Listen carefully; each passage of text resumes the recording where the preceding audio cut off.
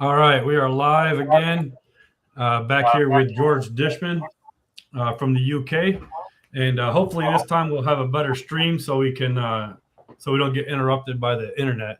And up here, at least in Alaska, it's a pretty nice day, but I had to get a whole different internet service in order to do this properly.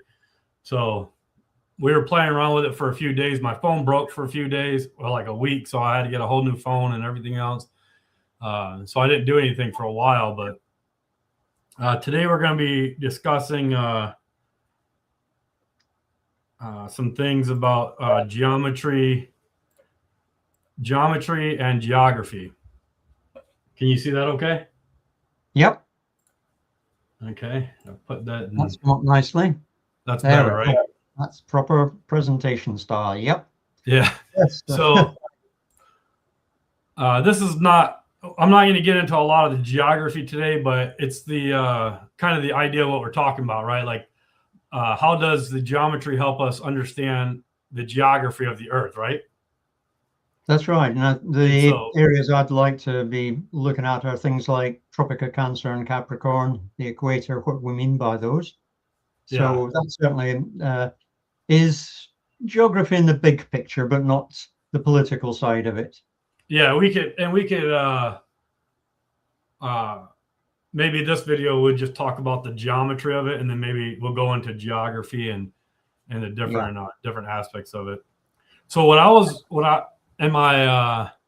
my train of thought on when we started this and the conversation on the Facebook page was that's what I was trying to get to, was talking to somebody about just geometry, right? And how does it affect our understanding of the geography? So I'll just go through what I have. This is not even a complete thing, but and then we can play around with your that program that you have.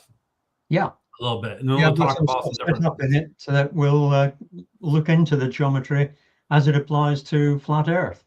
Right. Yeah. And so that's what we and like I said before, I'm not necessarily trying to convince you that the Earth is flat, and I don't want you to convince me that the Earth is a globe. But what I would like to do is just talk about, just go through it, like, how does this work in either situation or whatever. So, yeah, I'm happy to do that. I think if the Earth has a shape, so one of them should work and the other one shouldn't. On the other hand, maybe they both don't work, or maybe they both. Maybe it's a cube. So you've heard of the thing: either I'm right and you're wrong, or you're right and I'm wrong, or we're both wrong. You've heard of that? Yeah. At least one of us is wrong. So I think too that it can be both can. Sometimes things like what we're talking about, the flat Earth or globe Earth, I think both can be where they both seem to be right, but then you have to get into it and really test it out. So, yep, I've got a test that I'll show you later on, and you can see what you think of my test. Yeah, I want to do. This is what I want to do. So I'm going to go through this here. This is just simple. Like, this would be like geometry at like a basic level, right? This isn't calculations. This isn't anything. This is just some definitions that I want to go over. Yeah, I think so. We're probably talking at 12, 13, 14-year-old level. Basic, but secondary school geometry, and a little bit of maths in there as well. What is secondary school for you? What would be those like grades? Oh, you go up when you're about 10 or 11. We used to have an exam when I was a kid called the 11 plus. So we have what we call the first one is elementary school, which is like first grade through fifth grade, and then middle school is sixth grade through sometimes fifth grade through eighth grade, and then high school is ninth through 12th. Okay, we have primary is same as your elementary, but then we have secondary, which is basically 11 to 17-ish, 16, Yeah. 17. Right. Okay. Yeah. I got to about 16. Some people watching, they might not even know that. Years. So yeah, we do 5 years in secondary, and then you can do a what's called sixth form, an extra year. Right. Or if you want to, you can move on. That's what I did. Got to just 16, got my qualifications, my exam results that got me into university. So normally after secondary, we go into tertiary, which is either university or a parallel stream, a bit more technical, vocational, which is college. Now, that's a slightly different name from your area, I think. Yeah. Okay, so let's go through here. But anyway, this is the one after elementary for you. Yep. I'm sorry, go ahead. Yeah, our secondary covers the 5 years. You've split it into two different names. Yeah. We're probably at the level of the first of those for what we're going to be talking about. Right, yeah. So this is not anything to really discuss, but it's just there for a reference, I guess. So I was mentioning a tangent, and tangent is a line to a circle. Yep. Is a straight line that touches the circle at exactly one point. So on here, this would be the point of tangent, right? That's a common, straightforward definition. It's not it could be a technical definition. No, it could be like if we're talking about the cosine shape that I showed you a minute ago, obviously it's slightly different. The technical definition is that it's a line that touches a curve at one point. At that point, it has the same slope. So if you look here, the red line, your red circle, has a certain slope at the blue point, and the green line has the same slope at the same point. Right. Yeah. It's a more general definition. But a tangent could also be from the blue point and then just going out in one direction, right? Well, if it's a line, it's passing through that point.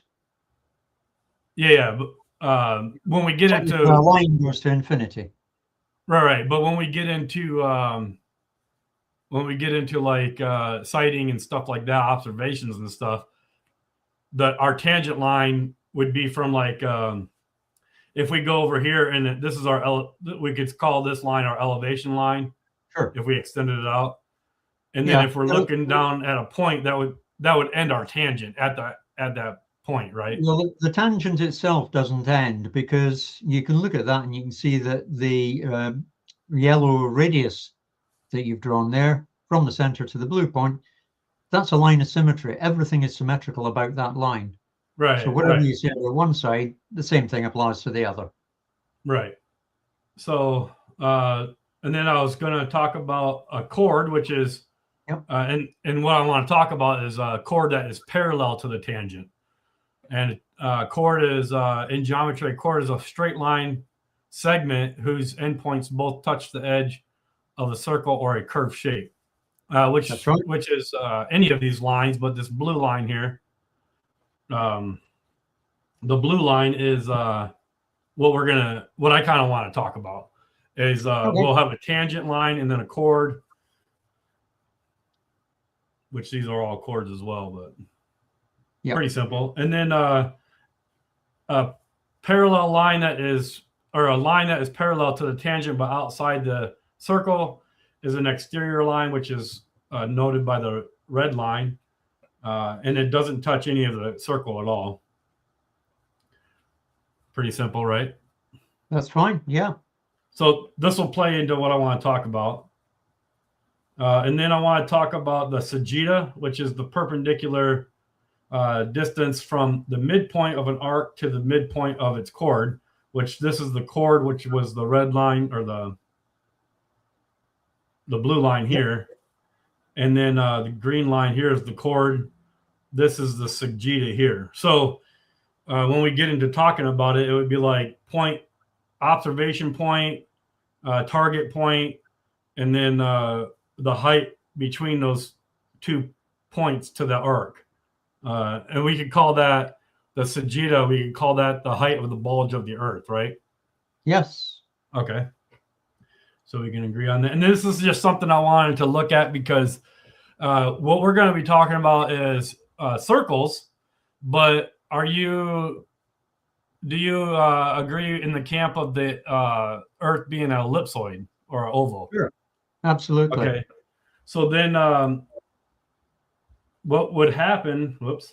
What would happen would be, I have to take this out of that mode for a minute, but so the difference between like an ellipsoid and a circle would be the extra amount of bulge out here, right? That's right. On both sides.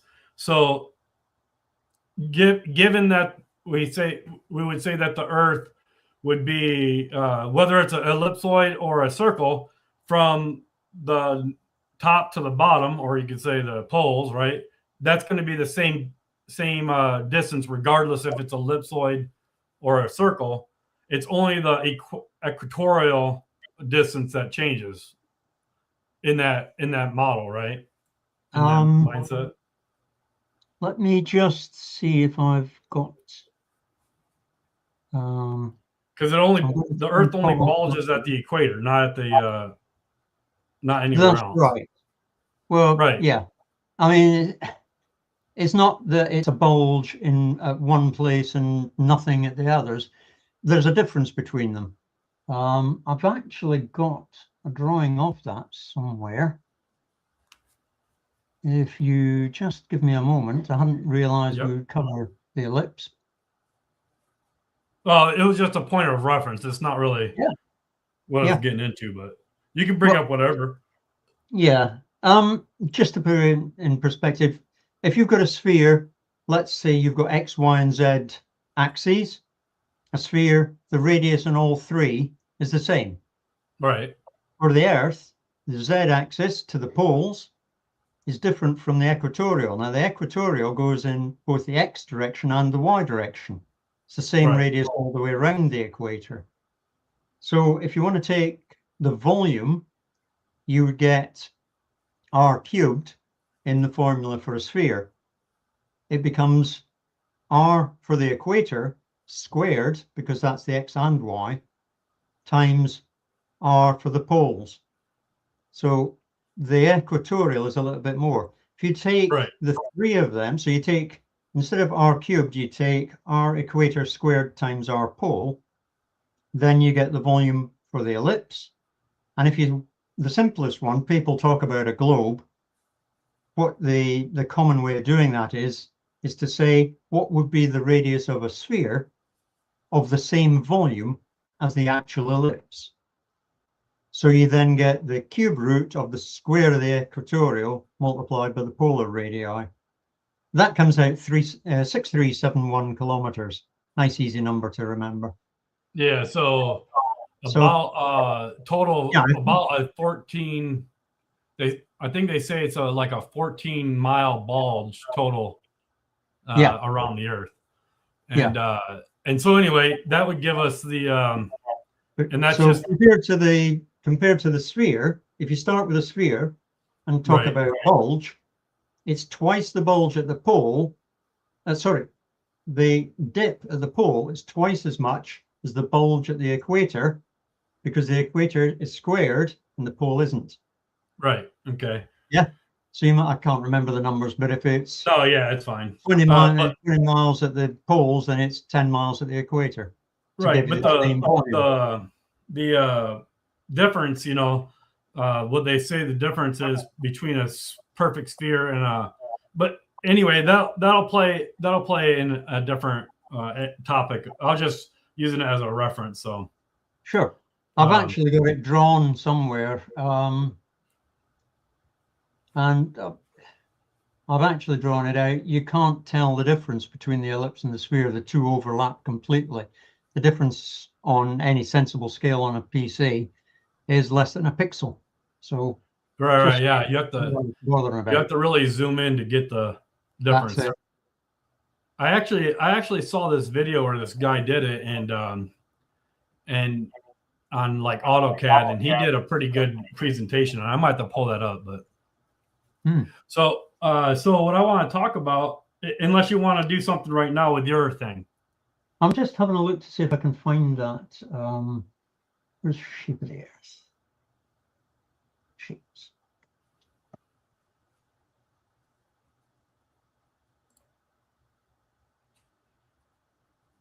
Done so many of these things. It's not there. Let's move on. I can maybe come back to it later. Okay, yeah, that's fine. So I have this kind of this idea in this train of thought in my mind that that I was kind of wanting to look at. So let's take this one here and just look at this for a minute. Yeah. All right. Whoops. All right. So in observations or surveying or whatever it is, the red line, we're gonna have to stick with the sphere and not the ellipsoid right now. No problem at all. Okay. So the red line is our datum line. That's our base for whatever it is, whether it's a flat Earth or a round Earth. But on a round Earth, the datum line is sea level, right? Mean sea level. All elevations and altitudes and everything are measured from mean sea level. Yeah, that's a nice, easy way to do it. Right. So this red line would be our datum line of sea level. So then what we would have is on this one here, anything above mean sea level would be an elevation of whatever it is. So it would be an altitude, I would call it. Elevation is the angle. You said there. Yeah. You can say that. The green line to the red, that was the elevation. Yeah. Yeah, but when we measure, when we are on a hilltop or a mountain, it's an elevation from sea level. Yeah, if you're up, I would call that an altitude. If you're looking from a point up above the horizon, that would be an elevation angle. Oh, so right, an elevation angle, but not an elevation is just a vertical distance. Okay. Above. I would normally call it altitude, but the name doesn't matter. Yeah. So but anyway, so we could say the red line is at let's say it's an elevation or an altitude of 2,400 feet or whatever. Of course, it's not to scale. But then we would take. I'm going to see if I can. I'm going to see if I can draw on here real quick.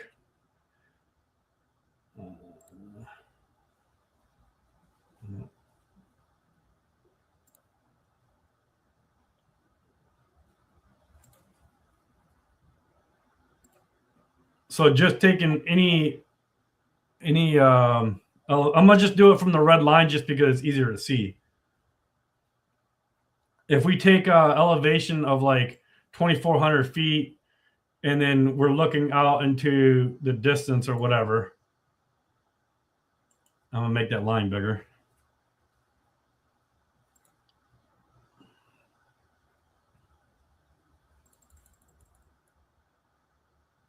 Can you see that okay? Yep. So this green line would be, my desk.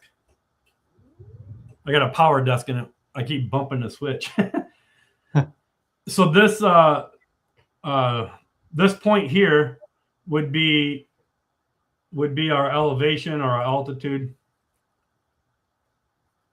And then our line of sight, what we're looking at would be the horizon, right? Okay.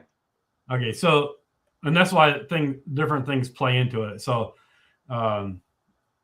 so what I want to talk about is if we are at zero elevation, and this yellow line is our line of sight from point D here, if you can see point D in the middle there, and then we're looking out, that the way we would do it is we take a camera or telescope or whatever it is, and we level that. And so that line of sight in that telescope or that camera or whatever would be it's not really a tangent because it's not right at sea level, but it would be like an exterior line because you're above sea level. But yeah, the tangent is at the bottom end of the green line. Right, that's a different tangent though. That's a tangent to the vanishing point of the horizon. But where I'm standing, where I would be standing, I would not be leveling my piece of equipment, right? Correct. Yeah, so without this green line here, and I'm standing, if I'm taking if I take if I'm at an elevation of 100 feet, it doesn't matter, and I take my tripod and I level off my tripod or my camera or whatever, and it's going to be level to the perpendicular, right? Yeah, perpendicular to the vertical. Right, to the vertical. So no matter where we are on a globe or a ball, our perpendicular line is going to be perpendicular regardless, right? Yeah, your vertical there is CO, the radius, and then the perpendicular to that, excuse me, perpendicular to that, you've got the red line. Right, and the yellow line. So if my red line is at 100 feet elevation and I level off my equipment, my line of sight should never touch the circle, right? That's correct. And that's right. Now, if you think of using a sextant for navigation, the angle between the red and the green there is called the dip angle. And if you say 100 feet up, that's a fraction of a degree. It's about a half a degree or so. My father was a master mariner. He's a ship's captain. And when I was a kid, I was able to do a few trips with him. And he was on 25,000-ton iron ore carriers. And yeah, we were about 100 feet above the ocean. So you had to allow for that dip angle, because if you didn't, you were half a degree out. Half a degree, that's about 30 miles. So you're right. So, but even with a sextant, you start from the baseline is horizontal. You set it with something like a level, or if you don't have that, then if you can see a clear horizon, if you know you're so many feet above the sea level, the ship's sailing through the sea, you know exactly where sea level is. Yeah. Then you take how far you are above that, and you calculate what the dip angle is, and you put in a little offset in your calculations to account for that. Right. So going off of our any piece of equipment that we use though for surveying and sighting or whatever, we start with the baseline of a horizontal baseline, which is perpendicular to the vertical. So like we were talking about last time, and you could take a plumb bob anywhere, and then you could that's going to be the vertical wherever you are. That's going to be vertical, whether that's on a flat earth or a globe. Wherever you are, the plumb line is the vertical, and we could say we're going off of a tangent perpendicular to that is our tangent line, which is our red or our yellow, whatever. And so if I'm sighting, yellow is a tangent, the red isn't. No, right. It's not a tangent, but it's perpendicular. Line. It's perpendicular to the vertical. That's right. I'm setting if you use a spirit level, you'll get the same thing. It's a level line. So I'm taking my spirit level or my transit, my theodolite, my camera, or whatever it is, and I'm making that perpendicular. I'm sighting it perpendicular to the vertical. Okay, that's so right. when we do that, our line of sight should never hit the datum line, the circle. Well, it will. If you look into the distance, you're going to see a horizon. Well, and you see a horizon, but you're not seeing you're not seeing the so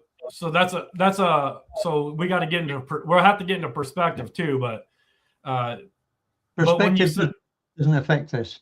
But What's that? from where you are, if you're above the mean sea level, Yeah. then the angle between the red and the green is the dip angle. Right. And the horizon, where the green is a tangent to the circle, that's going to look a small angle down below the red line. And for 100 feet or so, as I say, it's half a degree. It's not much. Yeah, yeah. It's not much, but it's important. If my theodolite is zeroed in at the horizontal or perpendicular to the vertical, yeah, that should never cross the line of sight. Should never cross the circle. Well, it depends. If you're standing next to a hill, it certainly will.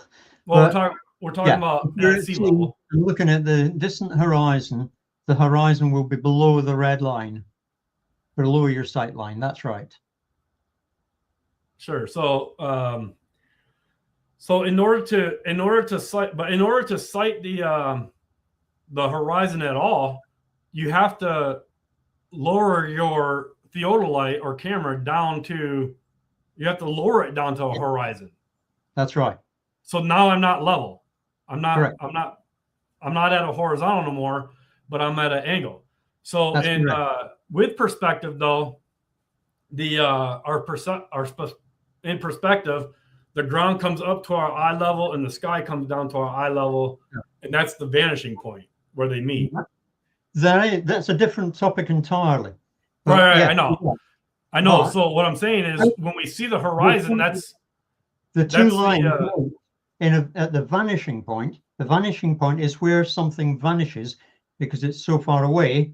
It's got zero extent. It becomes infinitely small. The vanishing point is at infinity. It's infinite distance away.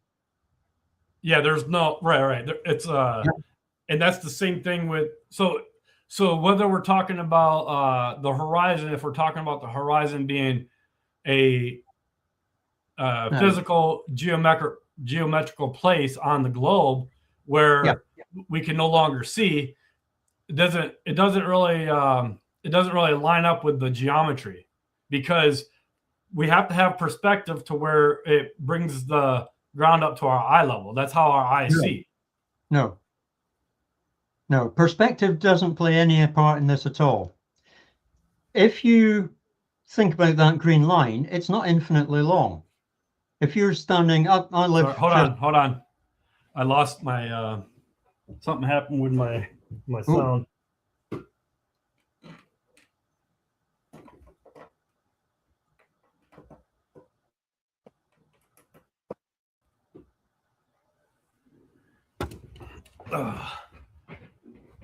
I don't know what's going on. I think my computer just.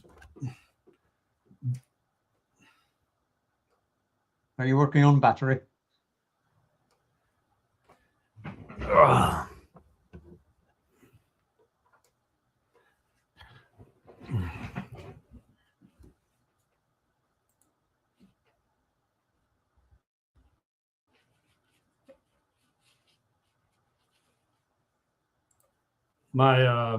Can you hear me? Yep. Yeah. Okay, I have an external monitor and it kind of just glitched out for a second. Okay, so let's move into a different thing here real quick. So let's talk about this. If I'm at observation point B and my target point is D, I should not be able to see. That should not be a line of sight, right? That should not be a line of sight with the Earth going between us. That's correct. But if you move the green line up to point C, so it passes through point C, then you will be able to see. But each end is then below that line. Yeah. Right. So if I'm at observation B and I'm targeting a thing of D, which then let's say it should have, let's say the Sagitta or the Earth bulge between point A and point B, let's say it's like 1,000 feet, right? And we're still at sea level or whatever. And then we can calculate our distance and everything like that. We should not be able to see point D if there is physical obstruction between us, right? That's right. You've got to allow a little bit for refraction, but yes, you're always going to lose a bit. Right, but refraction, when either refraction is infinite or it's testable and measurable. Yeah, the trouble is it's a bit variable. Well, that would mean it's infinite then. You can have infinite amount of refraction. No. I was looking it up, and typically it's about half a degree. But I think the largest ever recorded was down in Antarctica, where they had a very, very cold air and a warm surface, and it got up to about 2 degrees. But typically it's from about 0 to a degree. Certainly not infinite. What I mean by infinite is that you can just use whatever calculation you want to make it work, but it's not. No, it's Snell's law. Yeah, right. I know Snell's law, but if you look at the Bislin, I think it's Bislin or something like that, Earth curvature calculator. Yes. On that calculator, you can move that scale any way you want to make it work. Sure you can, but that's not reality. No. Is that value you get physical? I think the standard value is, I'm not sure the exact units, but it's about 0.17. I think. Yeah, it's hardly anything. Default when you come up. But that's not in degrees. I'm not quite sure what it is. Yeah, so the standard refraction is like 7/6 or something like that. Yeah. It's a small amount. Right. Okay. So let's say it depends. A warmer day and a cooler day. I mean, you go to a desert, you can get mirages where you get a layer will virtually reflect the light, so you get this almost watery appearance. Right. So that's yourself on a tarmac road on a sunny day. That's mirages and stuff aren't really. I mean, that would be a good discussion one day. But so let's say, for instance, I'm at observer B, and D is target D is at 100 miles, right? Yep. And let's say that the my observer height is I don't know, 500 feet. It don't matter, right? Yep. So if I was to take and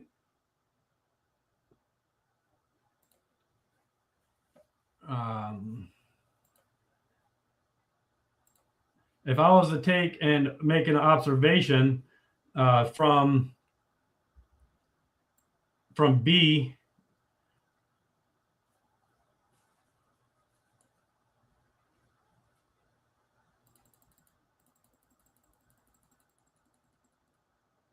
okay, and let's go with, okay, so if I was to make an observation and I was to look out from B and just look out to wherever. Now I'm actually sighting I'm sighting D, right? This is my target, and I can see D clearly through observation, but my line of sight from B would be this tangent up here. I can extend it out this way. This tangent out here, I can extend it out this way if I wanted, but I'm just looking in this direction, right? So, but I'm viewing the target D, and let's say my elevation for the observation point is 500 feet, elevation, altitude, whatever you want to call it. I'm at 500 feet. Now, with the given Earth curvature, my horizon, where my line of sight meets the, it would meet like sea level or whatever. That would only be the horizon's only at 27 miles, right? Yep. And with the standard refraction, it's only like 30 miles. So where my line of sight hits my hits the geometric physical curvature of the Earth would be at 30 miles, right? So there's no way that I should be able to see the observation D at 100 miles away. That's right. Right. So, and then so if I was to be at observation B and I zoomed in with I zoomed and I had this was like if we had let's say a satellite, we zoomed into my observation point, right? That would be the perspective of what I'm looking at. Right? You follow me? I do.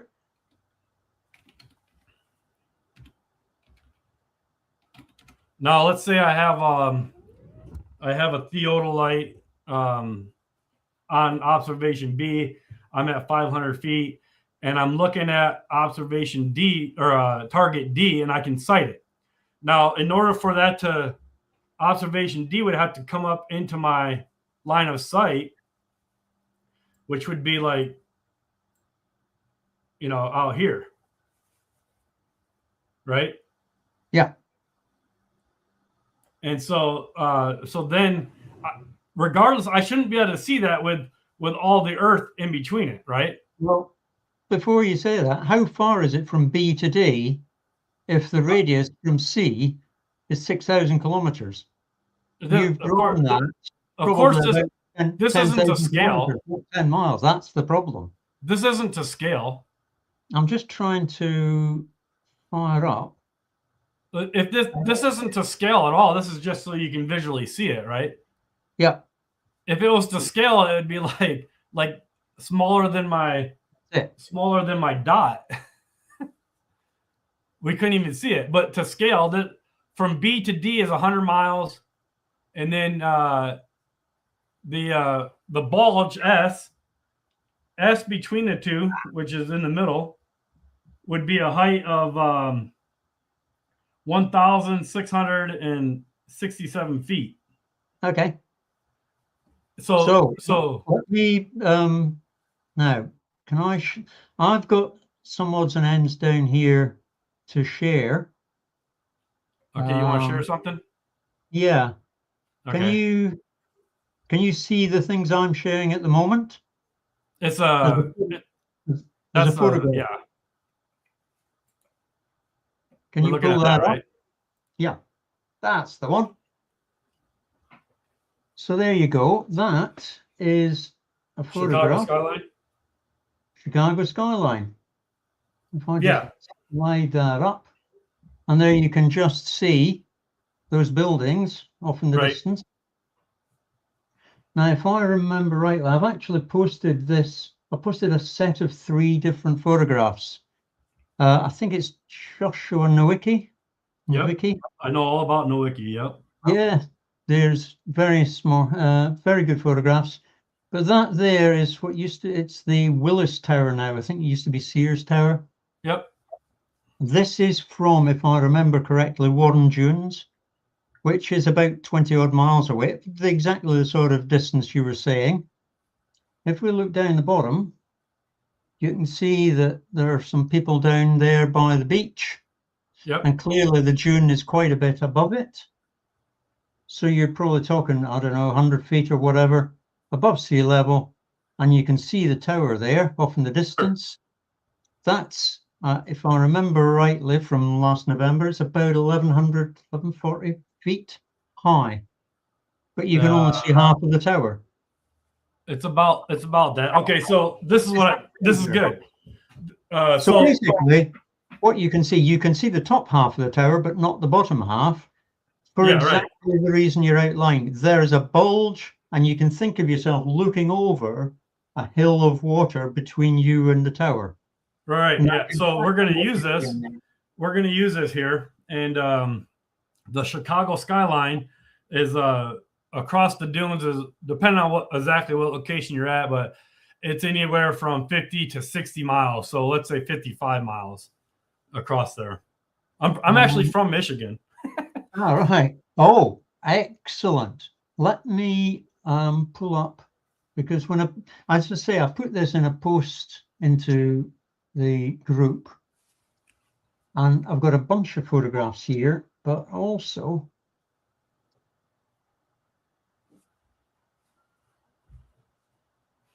then don't want to. There we go. Right. So there is the layout, and I posted 3 photographs. Now this one you can see down here near Michigan City, a little to the right of it. I'm trying not to draw on the picture. That's why it said, do I want to save it? Down there, you've got the green star. That's where this first photograph was taken. And you can see most of, or about half of the tower. And if I'm rightly, you've got a scale down there. You can see the scale along the bottom there, just here. That's 40 kilometers. Right. Yeah. From 40 yeah, kilometers. You could take.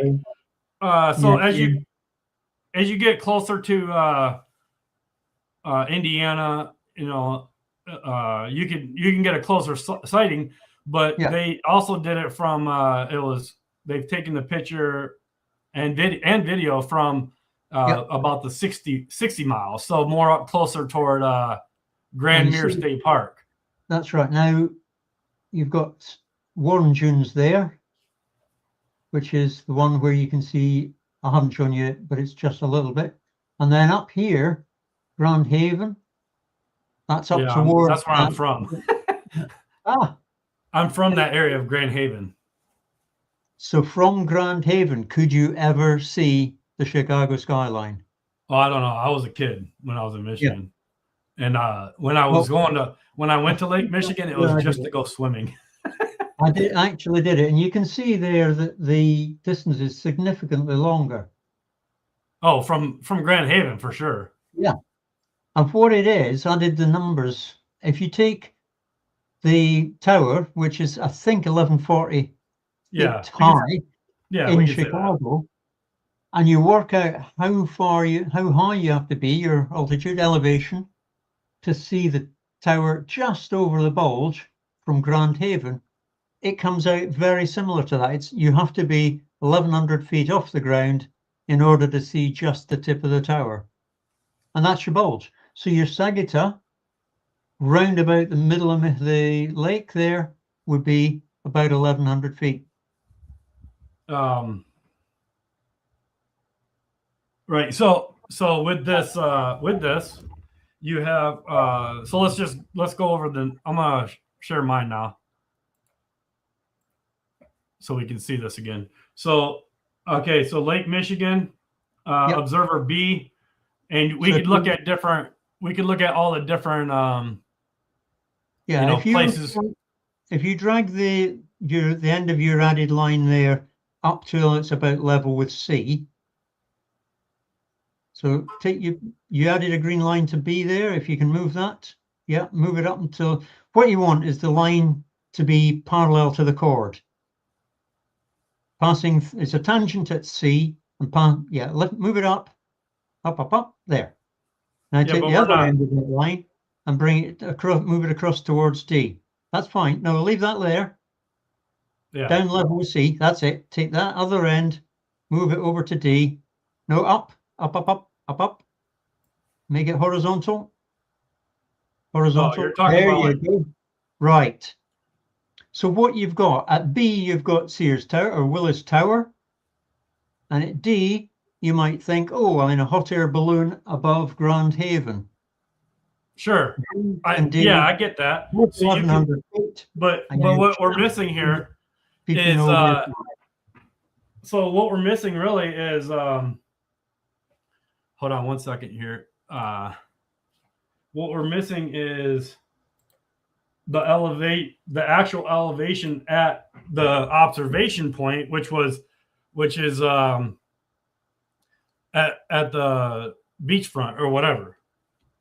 Yeah, if you go down to the beachfront, or I think Indiana Dunes or Warren Dunes, one of them, looks at about maybe 100 feet up, maybe a bit more, but it's that sort of level, which means the point C that you get there isn't midpoint.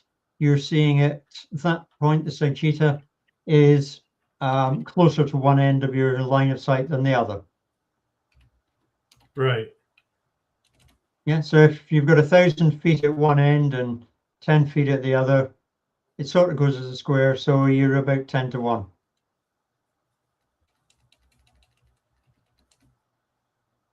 And it just so happened Grand Haven to Chicago, the two ends are about the same, So your Sagitta is about the same height as the tower. Right. So the observation height above Lake Michigan, many of them have been only, and I think even New Wiki's was only like 150 feet up. Yeah. So it's really not that much. It's not. And so if he was 150 feet up, and I think he shot across 55 miles. I think was his distance. I've got a couple from Nowicki. What's that one? Ah, that's Indiana Jones. Right, that's the close one. This one I'm showing you now is much closer. This is the Indiana Jones, which is 20 or 30. I'll share that one here real quick. Yep. Yeah, so so you can see quite a lot of it there. Lovely photograph. But then further away, Nowicki took this one. That is beautiful. It's timing. Oh yeah, perfect. Hey, regardless if you want to believe the Earth is flat or the globe, that picture is an awesome picture. It is. I love it. So he was 150 feet up, and the distance was 55 miles. So what we need to look at is, we need to look. I'm gonna put mine up there now. What you need to look at, really, if you want to argue about distances and the numbers, there's two things. One is you might disagree with the curvature, or you might say, oh, on this day, the refraction bent light up or down less than on other days. There's two of these photographs. I think that one, and which was the other one? Just doing an open here.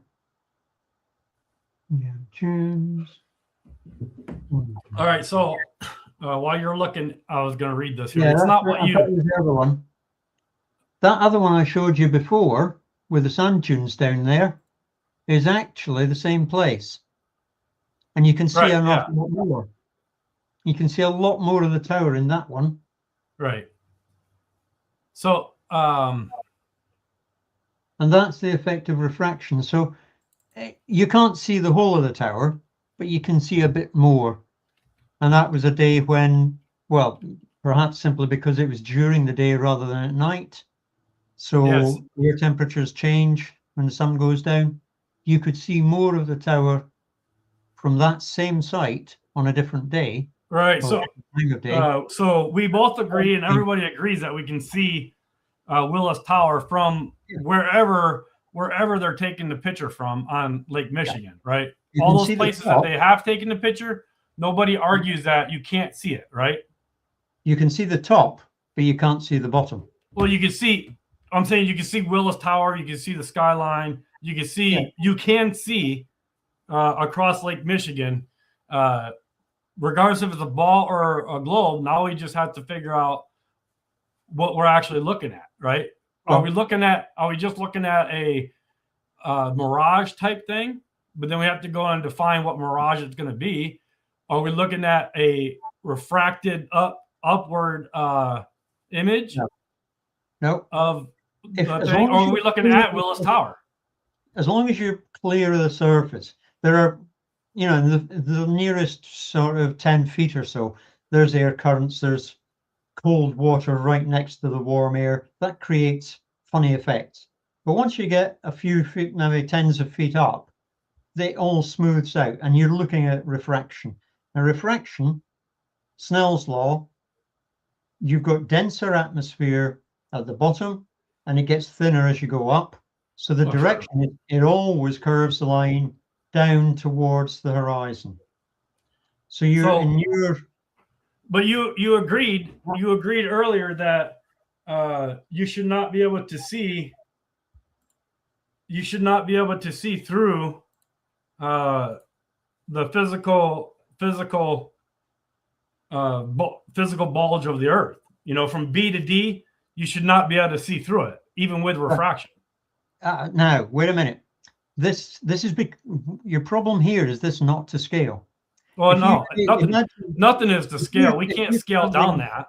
Yeah, if you're standing at B, or you're some height above B, as you've shown there, and Willis Tower is standing up at D, but it's twice as high. I'm drawing on your screen. I'm an idiot. I know. I was doing it with you too. If Willis Tower is twice the height of twice the distance between the green lines, then you will see the top, but not the bottom. That's so stretch that. That's it. Now stretch it up until it's twice the height of between the two green lines. Well, that would just be messing with the thing that's not to scale anyway, right? Yeah, but it gives you it's the same thing.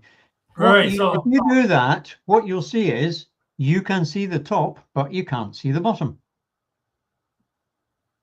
Well, that's something. But what I want to go through this real quick, okay? So Willis Tower is 1,451 feet high. Okay. 1,400, right? Okay. Which is 442 meters. Yeah, make your green bar there 3 times higher. Well, it doesn't need to be 3 times higher. It doesn't matter what it is. Yes, it does. Make it 3 times higher. That's not to scale, like you said. You said it's not to scale. Now we're making it more not to scale. Just stretch it up to 3 times. Keep going, keep going, keep going. That's it. Lovely. So that's what you can see. In the photograph, you can see the top half of the tower, but not the bottom half. Oh, I know. That's what you would suspect. Where it was. Put that back where it was. We would have to make this. Yeah. This is our line of sight right here. We would have to make this. You're standing above B. No, do like this. No. Yeah, because you're hardly above B. You're showing it as if the guy's head is at water level. Okay. He's 6 feet He's up. Quite a bit. Push it up. This is not. Nothing is going to be to scale. No, it never is. Yeah, so we can't keep playing. We can't keep playing around with a non-scale thing to make it work. The principle is the same. I know, but I have to let me go through this, okay? The principle is the same. Part of the building is hidden, part of it is not. Yeah, but on different days, more of the building is visible. Yeah. Yeah, so we're getting into this infinite variable. We're talking about, is 40% of it visible or is 50% of it visible? Doesn't matter. Let me go through this real quick, George, okay? Yeah. All right, so not to scale. Observation B at Newicki, he's at 150 feet. He's at 150 feet, okay? Willis Tower is at 1,451 feet. All I'm going to do here is make where my right here is my physical. This is the physical geometrical horizon, right? I can't see past this physical horizon, which is only 15 miles. This is 15 miles here, okay? Yep. And we can throw in a refraction, and it's 16 miles. It's negligible. Yeah. Okay, now Willis Tower is 50. And I can make this as big as you want. It doesn't matter. Okay. Now, but we both agree we can see Willis Tower. Okay. So what we're doing is looking at Willis Tower, and we could say, I'm just going to use this as a if pointer. You flatten out, that's it. Put that. That's it. Now, what you've done. Hold on. Let me go through this. Okay. Let me go through this. Let's say we only see half of Willis Tower. That's our line of sight. Forget this purple arc here for a minute. Yes.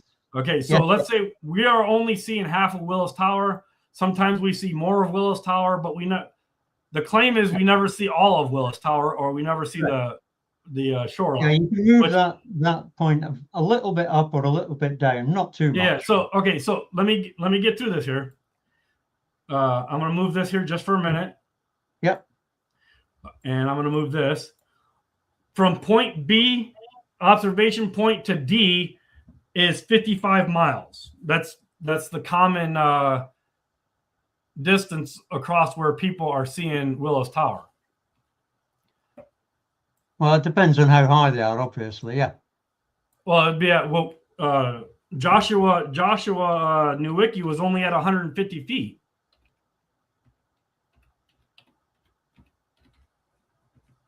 Yeah, I'm just calling up that map again. Ah, there we go. So okay, so it says he was Joshua Nick. The distance is about 52 miles. Let's see, where can I find that? So that's about Warren Dunes. Yeah.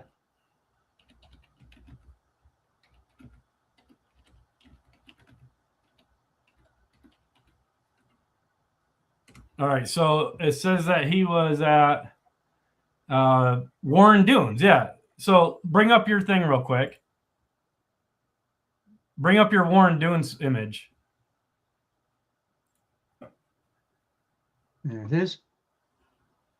No, yeah, the map. The one with the map. Oh, well, the map. I had that up. That was on the screen. Hang on. There.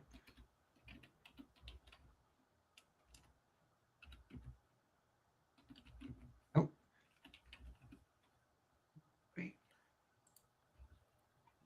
Okay, it says he was at Tower Hill, which was 240 feet above Lake Michigan.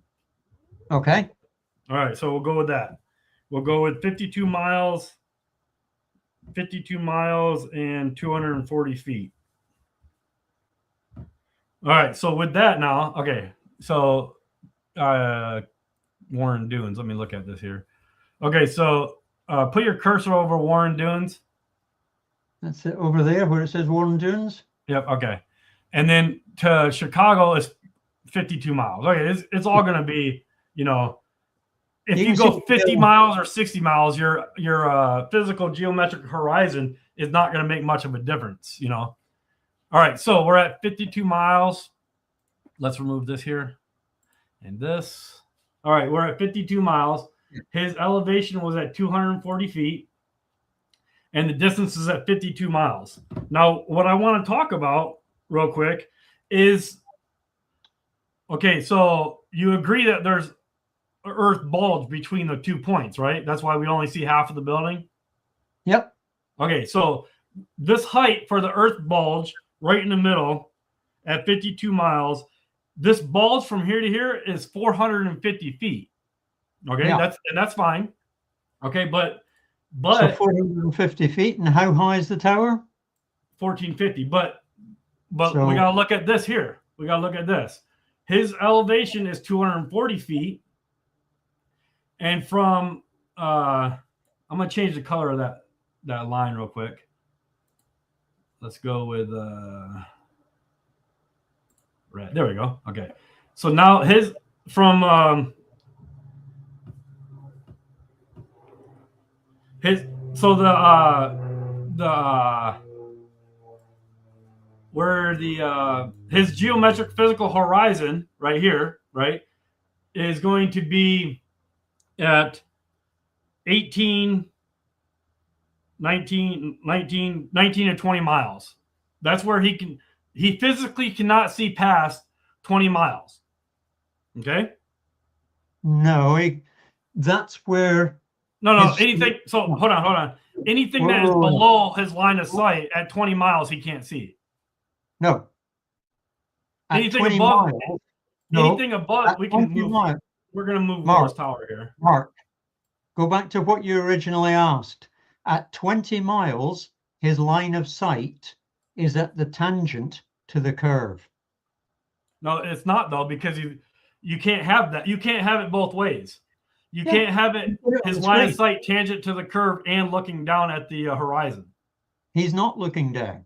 Well, he is. If you look at your line there, the line from B almost horizontal, right, is not perpendicular to the line, the absolutely, red line going down to the center. And you can't do that. You cannot have a perpendicular line to a circle when you're looking out. You have to look down at the horizon. He is looking down. Look at what you've drawn. So he's not perpendicular to, he's not perpendicular then. Correct. So he can't be perpendicular. He can't be perpendicular horizontal level and still looking at the horizon. The horizon would never meet your eye line. The horizon is where your line from B going across to the right. Yeah, I'm going to put an arrow is a tangent to the purple line. Yes, there. That's the horizon.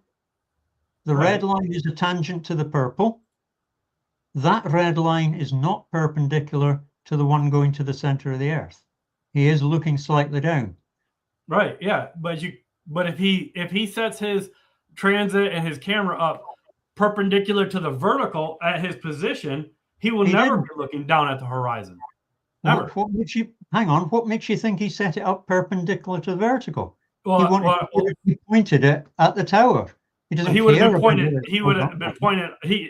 I don't know, but I know how surveying works, and we level our transits and we level our theodolites. But he's not doing surveying. He's taking a photograph. It doesn't matter. Let me get to this. Okay, so his horizon is at 20 miles. Yep. Now we could say pointing at it. We could say that Willis Tower. That's it, right? We could say this is Willis Tower. It doesn't matter. That's correct. We could say that's Willis Tower, but the problem is from his elevation, his altitude to the horizon is 20 miles, and from observation to the Willis Tower target is 52 miles. The problem is, let me do this real quick. I wanted to get to this. It's not what you. If the horizon is 20 miles away and the total distance is 50, then Willis Tower is 30 beyond the horizon. It's what? It's about 30. 50 minus 20. Sure, right. Yeah, that don't matter. Yeah. But it's not. This is the point that I think is confusing to the argument is Globers will look at what you cannot see, the bottom of the tower, and that's not what really matters. It's what you can see that you shouldn't be able to that matters. Okay, so with that in mind, should we be able to see any of the Willis Tower at all? As you've drawn it, you can see the top half, but not the bottom half. Well, I'm just drawing it for sake of that's right. But you can see there if the distance from B to C is 50 miles, then the distance from B to the green arrow, that's the horizon, is about 20, and there to the tower is about 30. So, but it's irrelevant. If Nowicki is 240 feet up? That's what they said, yeah. Yeah. So roughly the triangle on the left, you think of the B is a very small end on a triangle there. Right here, yeah. And then you've got another triangle on the other side to C. Yeah.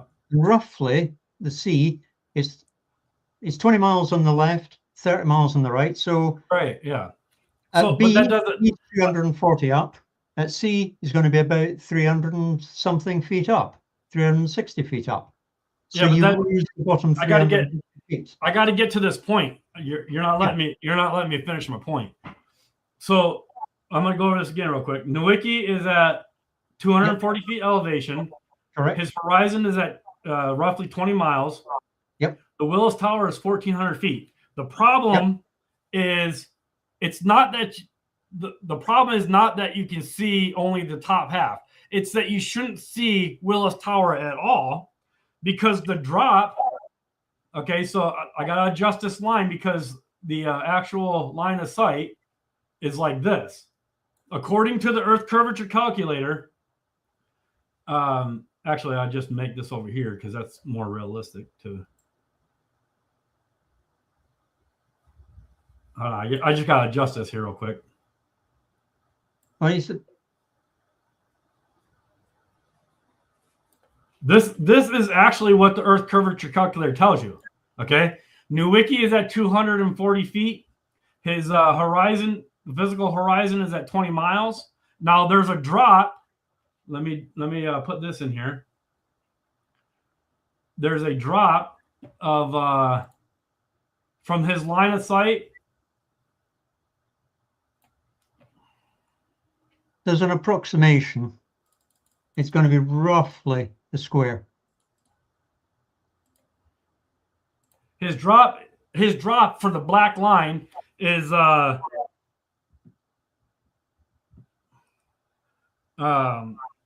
is it here? It's 1,800 feet. So all of Willis Tower should be obscured by Earth curvature of 300 feet.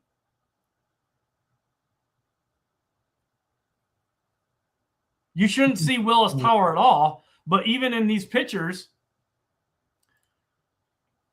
Yeah, but if the Earth was flat, you'd see the whole of it.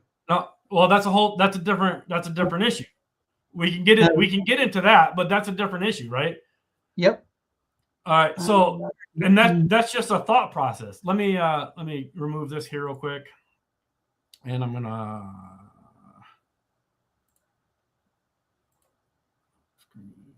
I'm just calling up the Earth color. The you can pull up a different thing as well. Where is it here? There we go. This one. I don't often use this, so I'll just have to go through it. What? That wasn't it. This one.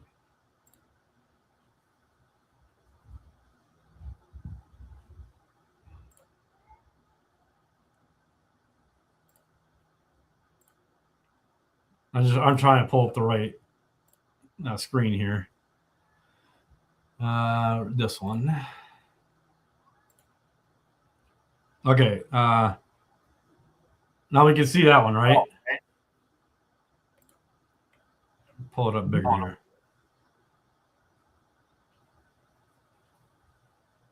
So this is the top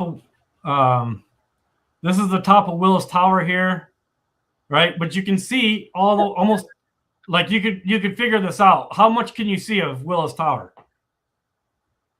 That's the close one. That's not the one we're talking about. No, I know. I'm just asking. Like, how much can you see of Willis Tower here? Well, there you can see loads of it, but they could be like 15 miles away or whatever on the lake, right? Whatever, it doesn't matter. I'm just saying. If I gotta go back here now. Yeah, on that photograph, you would expect to see. There we go. Right. So if you look in the So it doesn't matter what photo we use. We can look at different ones, but let's say we can see that one. That one I think is at about 40 kilometers.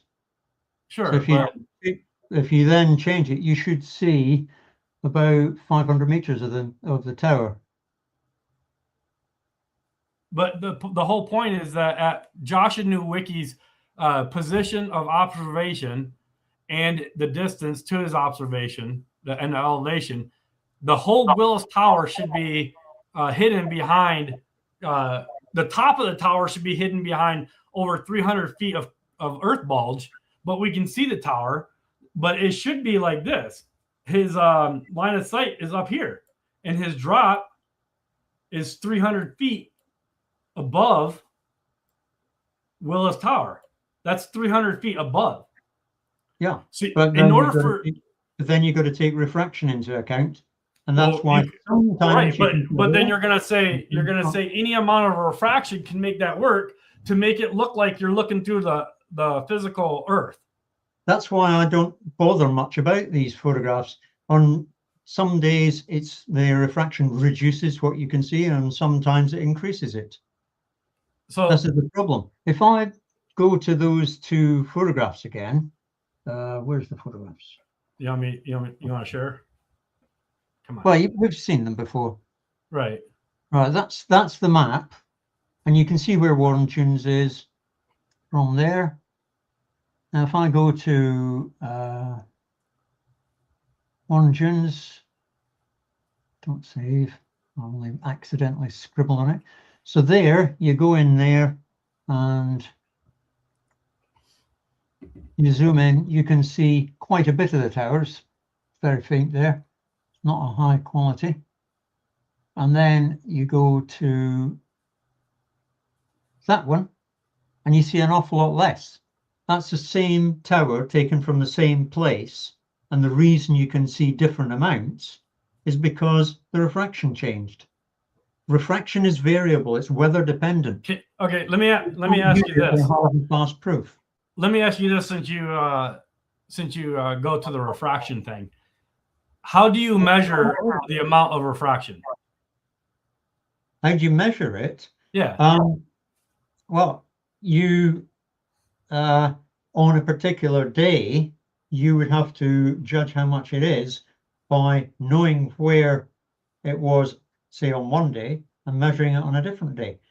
Or you can look at, for example, positions of stars. Stars are easier at night, obviously, but stars are very far away. Well, that's what they say. Look at where they are. If you take two stars, one reasonably well above the horizon and one very close to it, as the star comes closer to the horizon, let's say it's setting, as it comes closer to the horizon, it seems to stop setting, it seems to slow down because the refraction curves the light more. So you see it after it's gone down. When the sun's set, you can actually see it. It's actually physically below the horizon before you can see it touching the horizon. Right, but what I'm asking is, if you watch, how do you measure the refraction? How do you measure the refraction index? Refractive index, you'd put a light through it, say a laser or something, and measure the curvature. Put a laser through with a known angle. You could do it in a lab or something like that. You're doing it through that. We're talking about atmospheric refraction. Yeah, you can measure it in a lab. Refraction. You can measure it in a lab, but not in the real world. Right. So what we're doing is we're applying something that we can't even observe, measure, and it's not testable, repeatable at all. We could say it's observable, but we're not. There's no. Let me just isolation. You can't isolate any of the refraction. You just have to make up a number. No, you can measure it obviously for gases and things or any substance. You can very accurately measure the refractive index of glass or water or anything like that in a lab. Yeah, but we're not doing that. We're out looking across Lake Michigan.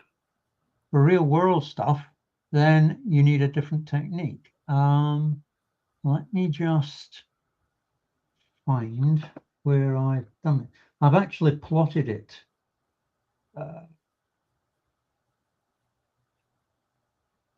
No.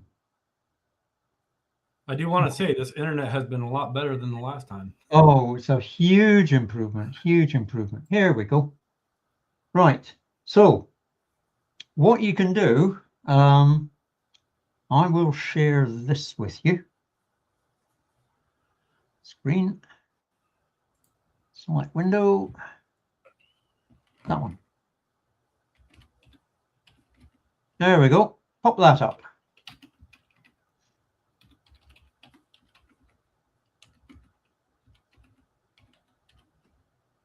What do we got here? Okay, so what you've got across the bottom is a number from 0 going up to 90. 0 is your horizon. That's perpendicular to the vertical.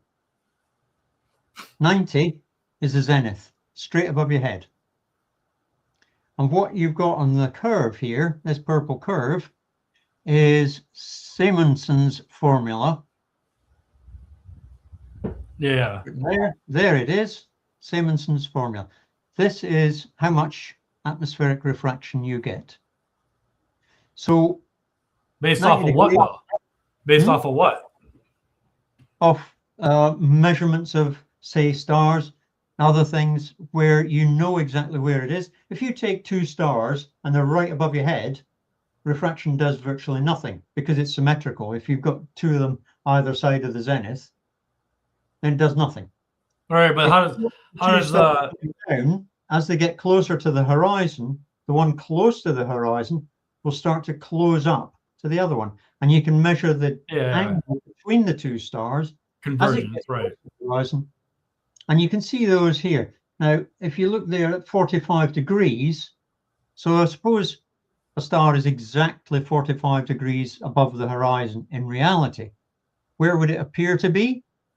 45.01667. You see that there? Based on what though? Like how cold it is? Actual measurements.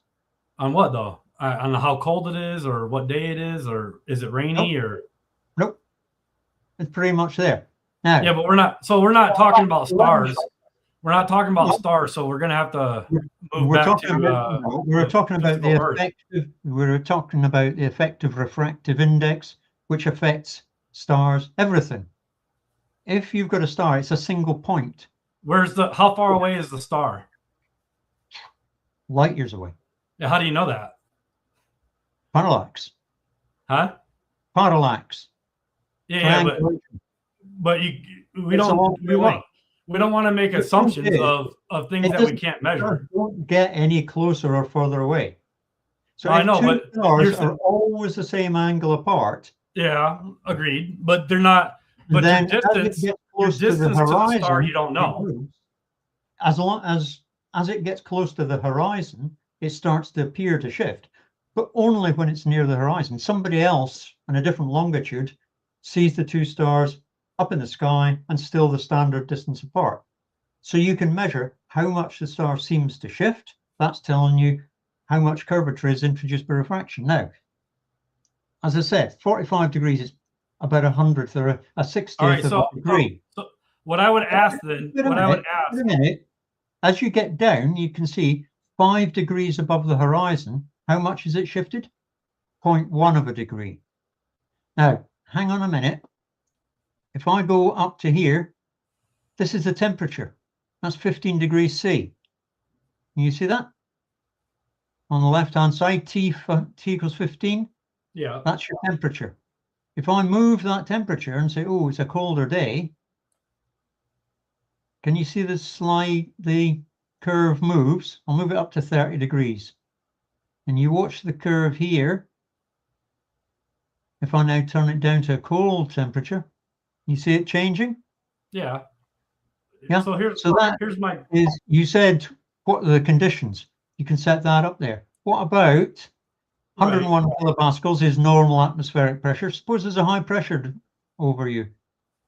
You get a little bit more refraction. Suppose there's a low pressure, you get a bit less. Okay, so my question then would be, we are measuring across Lake Michigan. Yeah. How do you apply observation across Lake Michigan to this decimal calculation? Because you can say, what's the atmospheric pressure today? It's 101, Jim. What about the temperature? Okay, that is just everything a same temperature. On the sand dunes, it might be quite warm because the sun's shining on them. Out in the middle of the lake, it's quite a bit colder. And what you've got to do is integrate that slight curvature. It's a sharper curvature in different temperatures. And you've got right. But what I'm getting at is you don't know how much it is between the dunes and Willis Tower. You don't know the temperature variances between there. Like you said, it could be 100 on the dunes, and then as you're looking across Willis Tower, you could be like in the middle. Let's say it could be 60 degrees, and then it jumps back up to 80 degrees over in Willis Tower, and you can't measure that. Correct. So and you're that's just making you're just making it up. Yeah. And so when you go to the beach and you take a photograph, you can say, "Oh, I can see a lot of the tower today. The refraction must be strong," or "I can hardly see any of it today. The refraction's a lot weaker." But you can sort of use that to give a rough indication of temperature, but you can't say whether there's a cold patch near you or far away from you, or it's warmer in the middle or cooler in the middle. Right. It's a whole mix all the way along the path. Right. So to see we know it happens. To see Willis Tower, to physically see Willis Tower from the dunes, you have to infer any amount of refraction that will make it work to make Willis Tower jump up and over the curvature of the Earth and be in your line of sight. The top of the tower. No, the middle of the tower. No, you never see the bottom. This is the point. You might see. But we're not talking about the bottom. That's a whole different issue. Because okay, hold on. Let me. Because on a good day you might see the top 60%, and on a bad day you might see the top 40%, but you never see the bottom. That's not what we're talking about, though. You would, and that's what I'm saying. When we're having these conversations, like not me and you per se, but like between globers and like flat earthers, the hang up for like the glober is, oh, I can't see the bottom. But I'm telling you, according to the Earth curvature calculator, you cannot see Willis Tower at all. You should not be able to. But what you're saying is any amount of refraction index that makes it necessary to raise Willis Tower up above and make it into your line of sight. No, I'm not. Because it should be below 300 feet below the whole Willis Tower should be 300 feet below your line of sight. Your logic is backwards. How is it backwards? We're looking at the physical bulge of the Earth. We know that refraction always curves the light down. But what you're telling me is that it's lifting. I can't say to you, I can put any amount of refraction in, because if I could, sometimes I would see the bottom of the tower, but I never do. Then you can never see the bottom of the tower from Warren Tunes, and that sets a maximum to the amount of refraction. You can't have an unlimited amount of refraction. Well, that's what it is on the globe model. And on this diagram that I've put up and shared with you, I can move the temperature over the range from, I've set it to minus 10 degrees Celsius to plus 30. That's a very hot day to a quite chilly. And that's fine. What I want to do then is that, if you do that, you get a difference. You can get from about 0.3 of a degree.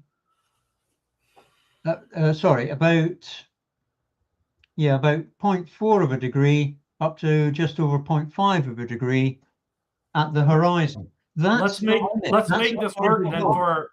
Let's make this thing work for Willis Tower. How would you put in the things for Willis Tower on this decimals? I've not got the thing set up, but you do it the other way.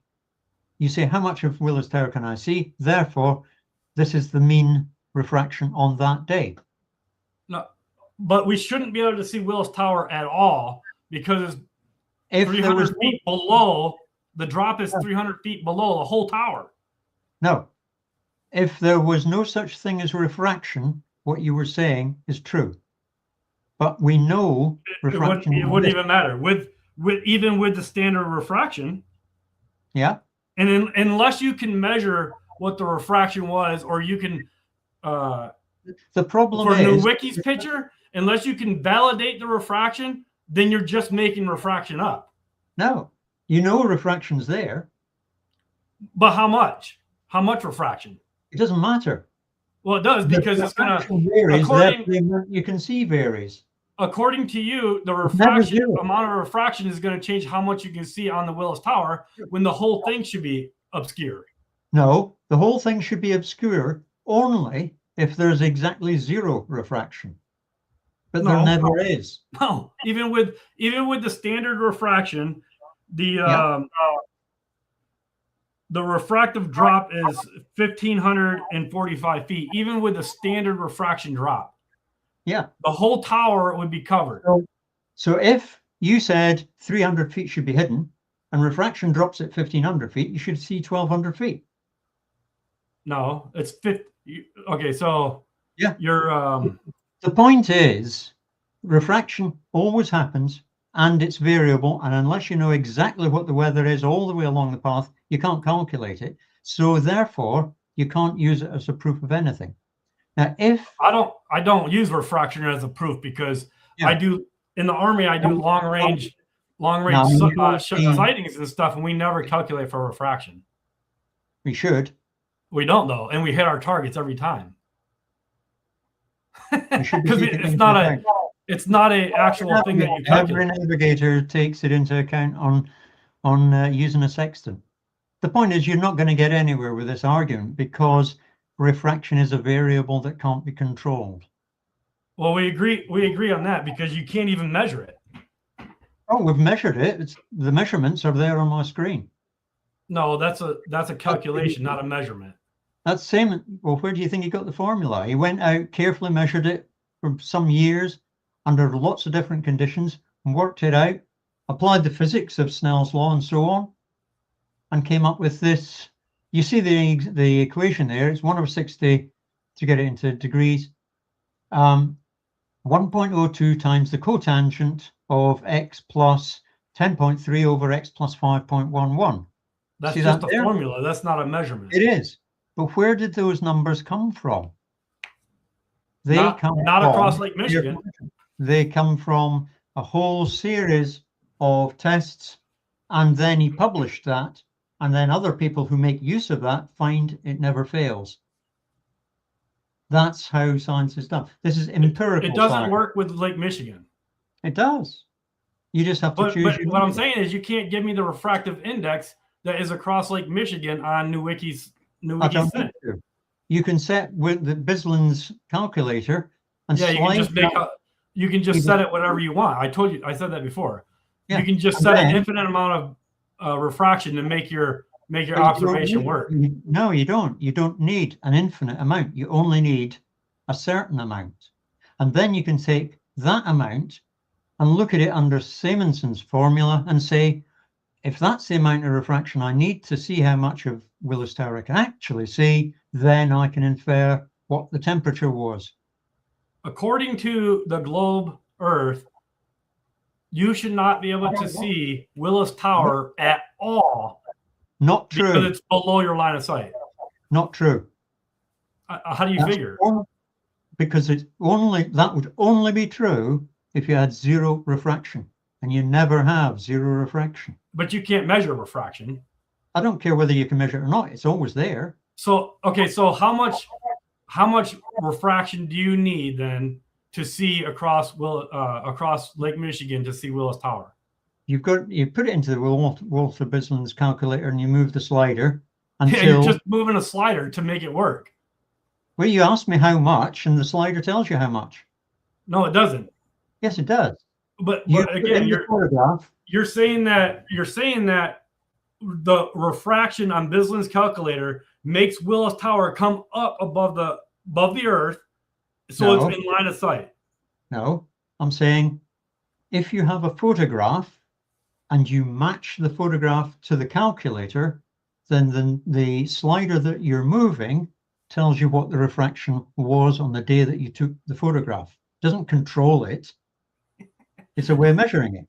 No, Bisland's calculator is just a calculator, way to calculate it with given numbers. It's not a measurement. No, the measurement is the photograph you're comparing it against. Yeah, so I'm comparing 52-mile photographs. Both ways around. You can say, if the refraction's like this, what will my photograph look like? Or you can say, I've got this photograph, how much refraction did I have? It works either way. It's the same formula. You can put in on my screen here, I put in temperature and pressure, or where is it?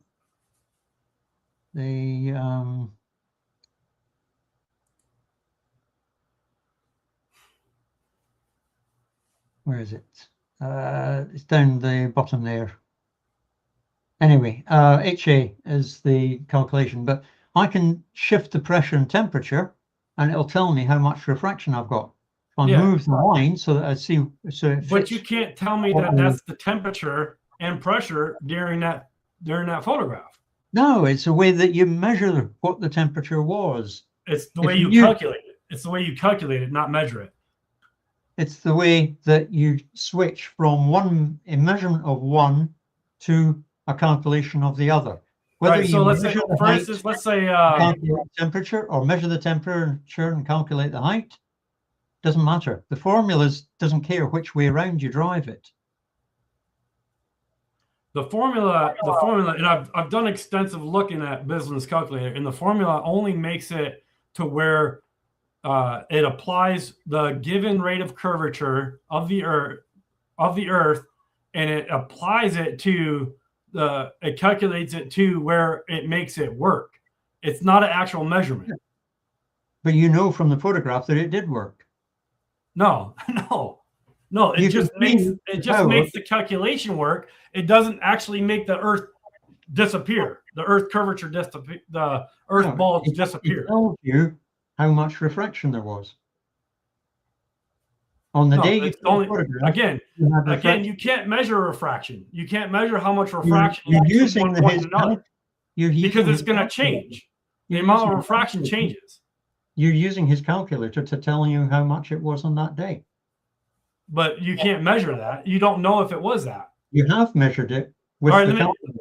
Let me give you an example. I can use a calculator to tell you how much it is, how much refraction it is here in Alaska, and I can manipulate all that. Yeah. But my actual thermometer that I have sitting outside is an actual measurement. So I can use that. I can use that Bisland's calculator to tell you what the temperature is, but it does not align with actual measurements of temperature. Then you go to switch the pressure as well. And that's what I'm saying. You're just making it up. With Bisland's calculator, you're just making up variables. No, you're not. To make it work. These are what's called indirect measurements. We do them all the time. You measure something and see what effect it has. Okay, so let's it's not if you use a thermometer to measure temperature, that's a direct measurement. Yes, and then the Bisland's calculator will give me a different temperature.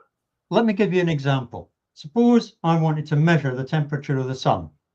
I could get a very long stick, put a thermometer on the end of it, and push it into the sun, and it would melt. But you could measure that. That would be a direct measurement of the temperature of the sun. Alternatively, I can put it through a prism, and I can measure the brightness of the light, and I get a spectrum. And that spectrum follows nearly a Planck curve. And that Planck curve tells me the temperature of the sun. I haven't stuck a thermometer into it. I've inferred it from the shape of the spectrum of the light that comes from it. And we know from that it's about 5,800 Kelvin. Nobody's stuck a thermometer in the sun. We just use the color of the light. So that's you really don't know the temperature of the actual sun. Yeah, we don't actually know the temperature of the sun. It's just a calculation based on another assumption. No. All right, let's go back to geometry. It's not an assumption. There's no assumption in there whatsoever. Let's go back to geometry. So, hang on a minute. If you go into the lab and you measure a cavity radiator, a black body radiator, you can measure the spectrum. And then Planck's law tells you, there's a long story behind that with Wien and Planck and various other people. Planck's law tells you for a given temperature precisely what the spectrum will be. So you look at the sun, you see a spectrum, it's exactly the shape of the Planck curve, and it only fits if the temperature of the sun is 5,880 degrees Kelvin.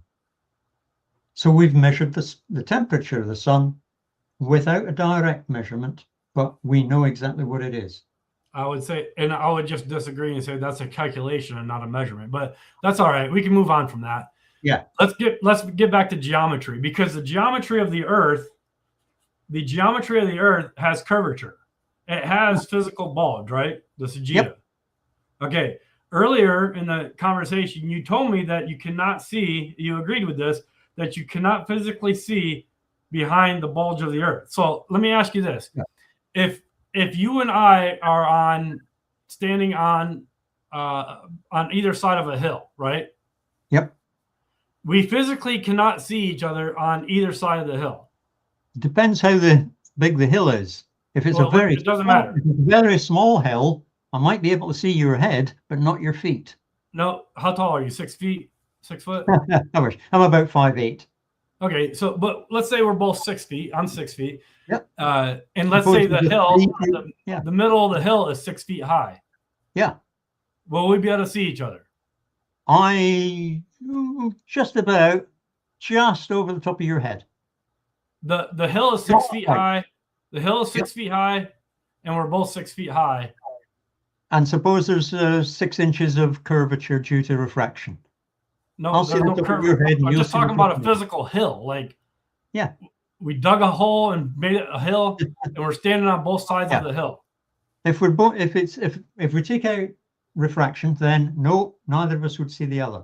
But okay, suppose the hill is only 4 feet. Well, the hill's not 4 feet though; it's 6 feet. Yeah. So how much refraction? How much refraction do you think it would take to bring one of us up and over the hill so it's in our line of sight? I would see the top of your head if there's 1 inch of refraction. Oh no, maybe 4 inches because my eyes are below the top of my head. So a few inches. That's all you need. And then I'll see your head, but not your feet. Okay, let's make the hill 10 feet high. Yeah, fine. But how much refraction will you think it will take to make me appear up over the hill to where you're looking up? You're looking from your point to the top of the hill, and I'm up there now. Yeah, it would take a lot, and that is more than you will ever see in real life. So but you're saying refraction can actually take and bring you up and over the hill, so that when you're looking up into the sky, you will see me up in the sky. No. That's what you're saying. No, I'm not. What I'm saying, the situation with Willis Tower, it will move you up a little, so I might see your head, but I won't see your feet. That's why the bottom's important.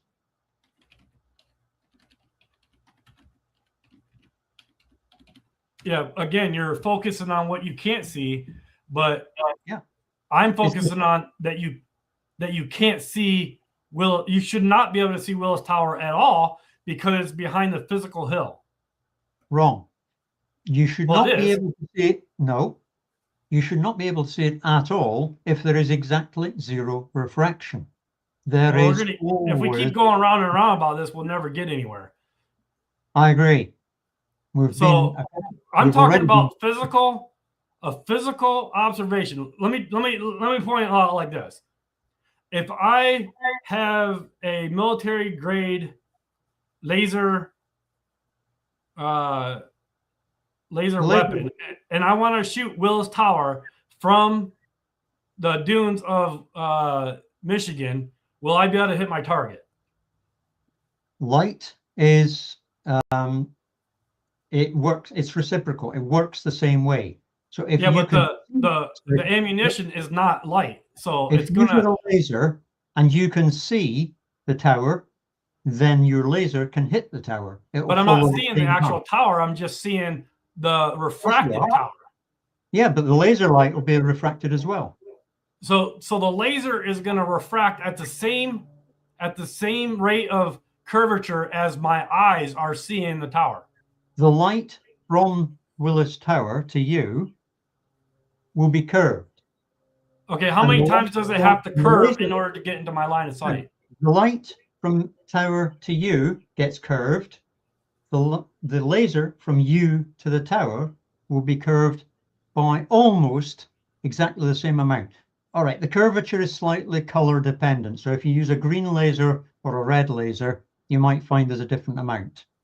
But basically, green light from the tower to you and a green laser from you to the tower will curve by exactly the same amount.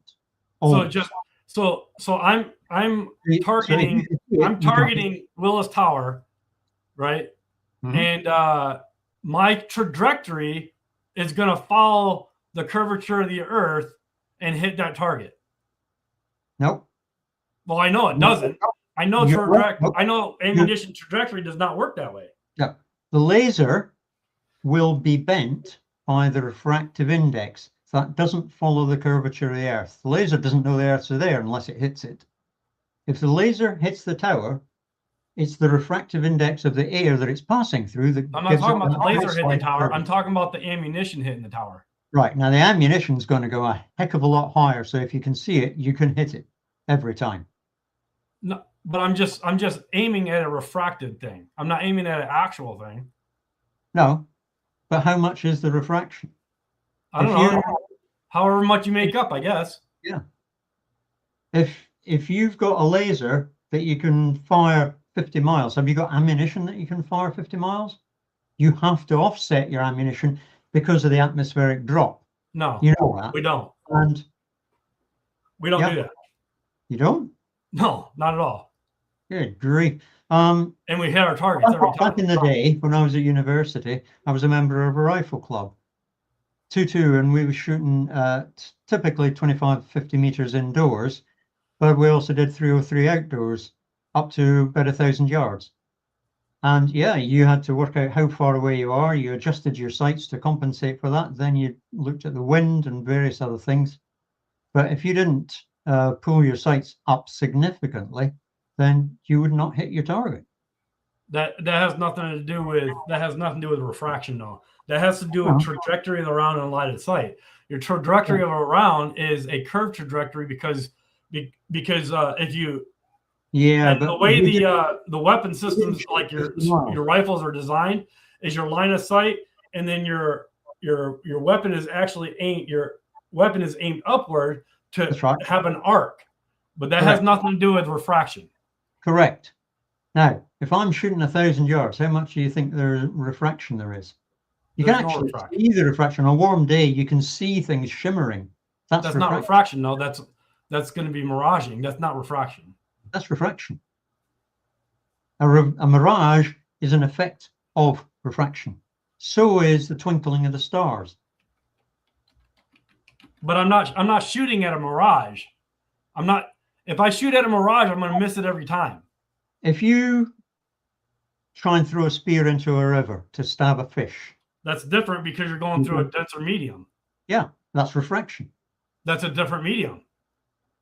It's still, the water is denser than the air. Well, ground level air is denser than higher up air. It's refraction in both cases. Snell's law applies. But a trajectory of a ammunition does not follow refraction. No, not at all. So that eliminates refraction. No, it doesn't. The trajectory of the rifle round or whatever is slowed by atmospheric drag and all the rest of it, and it drops vastly more than refraction. Vastly more. I had to adjust quite a lot for shooting at 1,000 yards. There's no refraction. 1,000 yards isn't that much. Exactly.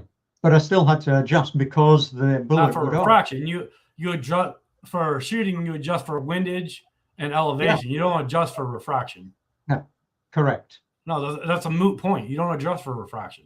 You don't, but when do you ever shoot over 50 miles with a rifle? No, you don't. But in Apache. Yeah. An Apache shoots more than 50 miles. Where is it? An Apache helicopter. You can fire a bullet 50 miles. The Boeing AH-64 Apache attack helicopter has a combat range of approximately 260 nautical miles, 300 miles, or 480 kilometers. Combat range, how far it can fly. Yeah.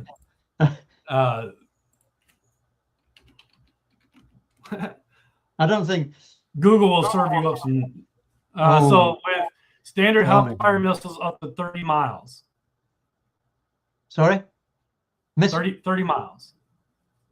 What? Sorry, your sound broke up there for a moment. It's It can fire the what? Hellfire missile is 30 miles. Oh yeah, a Yeah, and Hellfire that's not missile. Right? that It's guided. 30-mile missile does not require any at all account for refraction. Hellfire missiles target home in on their target, don't they? A missile has little vanes at the back end, so it can adjust its trajectory. It flies. Well, some, not all. They're not Some ballistic. They're some not are bullet just, round. some are just trajectory driven. Yeah. Suppose you want to shoot someone in the Willis Tower and you target them with a laser. The laser is curved, but the spot lands on them. If it was below them, you'd angle it up a little bit. Yeah. And then you fire a missile, and the missile homes in on the spot of light that is being reflected from them. So it doesn't matter whether it's refracted or not. That's a weak argument, because if he's going through a window or any kind of additional medium, it's going to refract in a different direction. But the light still hits your target because that's where you pointed it, and the missile homes in on the light on the target. You have to really say that your refraction is infinite, because it has to change an infinite amount of directions in order to hit. Nothing is infinite. Nothing is infinite. It's an angle. Infinite can't go more than 360 degrees. Look, on the diagram I showed you there, I didn't show you, but the refraction curve there, my curve goes up, my screen scale goes up as far as 0.6 of a degree. And that's to a star off the planet. It's not infinite. It's not even 1 degree. Yeah. If you shine until you can actually apply an actual number to refraction, you're just making a calculation to make an observation work. So let's say the observation is at 175 miles away, and we could do the different things on it. But there's between, and you could just change your calculator and then make it work. As long as that value that makes it work is physically realizable. But you're just making a calculation work to an observation. You're not making any measurements. Yes, you are. It's what's called an indirect measurement. You measure what the curvature is by seeing how much curvature you need to put in to get the photograph you took. It's an indirect measurement of refraction. Let me go back to this. I want to point another thing out here. Let's use. The point is, we can't see the bottom, and therefore. That's the wrong point, though. No, it's not. That's the one that proves something. No, because we can explain why you don't see the bottom of things just fine. If the Earth was flat, you would see the bottom. No, that's just an assumption that you make because you want to believe the globe. No, it's a straight. If the Earth is flat, there is nothing between you and the bottom. That's an assumption. No, it's not. It is, though. Because we can keep saying yes, it is, and no, it's not. But we need to be able to explain it. So, let me pull this up here. I'll work on this one here.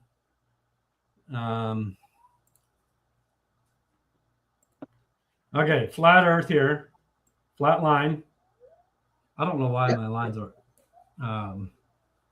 always so small, but flat line here. We got a little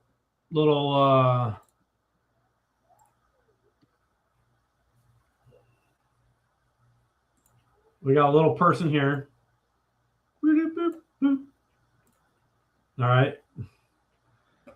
And we got a line of sight.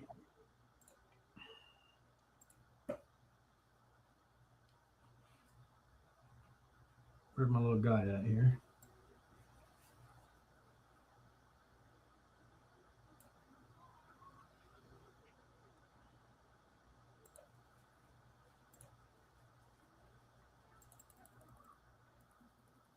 Okay, so we got a flat baseline, okay, and then we got a observer here. But the way, and we have to get in perspective because perspective actually is something that we encounter every day. No, we don't encounter perspective. We do, but not in this situation. This is a different situation. I look out at something. Is that not perspective? No. Well, vanishing point. I see a vanishing point. Is that not perspective? Perspective is two parallel lines will appear to converge. Right. I got two parallel lines here. And in perspective, they will converge. Everything will get smaller. Nope. How no? How no? You just said it converges. What's the easiest way to show you this? Imagine you've got two people standing side by side, and the green dot there is their head. One's a bit further away than you. Yeah? And they're looking at a third person over on the right-hand side. We're not talking about two people. We're talking about a single point of observation and a single point of target. Yeah, I'm trying to explain what perspective means in this case. All right, I'll get rid of this. Hang on, I was starting to draw something. I'm going to change it.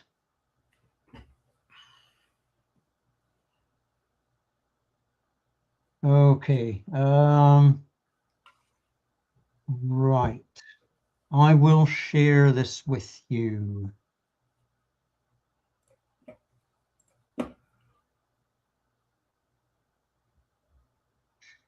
Screen. No. You know, it's okay. Let me, while you're bringing that up,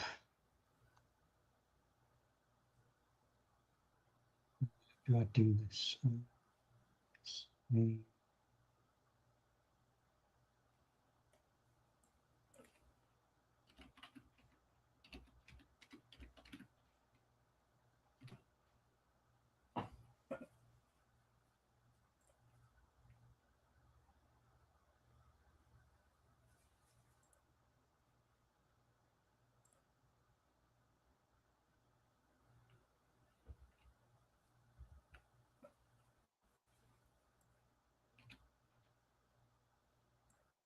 There we go.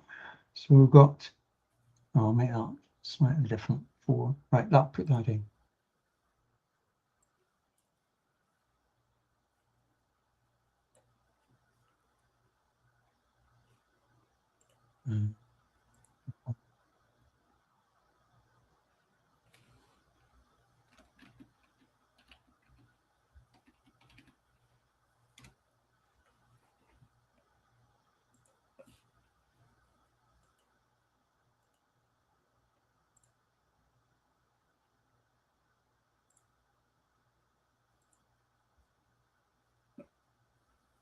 Right, so, oops, that was wrong. Let me goes back in. Get rid of that, get rid of that.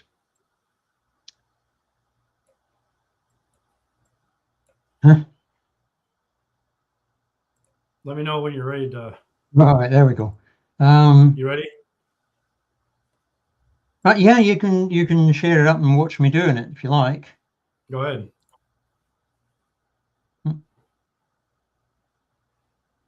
So I've drawn 2 points, 2 blue and 2 purple. I'm going to draw between them. I'm going to switch on lines. So there we go. So A, B, C, and D. That's also on Decimals. That's pretty cool. I'm gonna have to get that. It is, isn't it? That's why I wanted you to watch. Really. Oops. I'll put caps lock on. Doesn't help.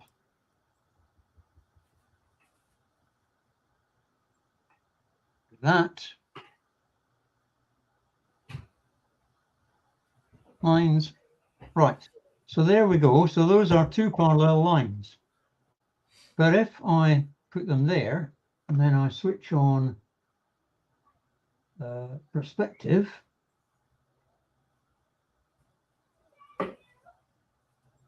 like that,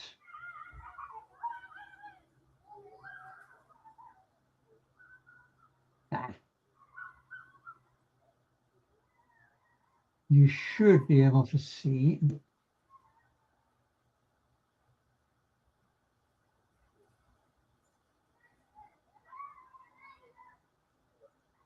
that. You see the way it changed, and now the closer points are further apart, and the lines here. That's perspective. Towards that's perspective. Yeah, that's how we see things. Right now, and that's pretty much what you were doing. I'm going to add in a variable, h equals 0. What is h? I'm now going to move this into 3D.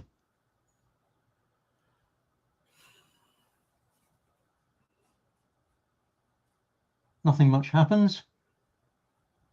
These are Zs.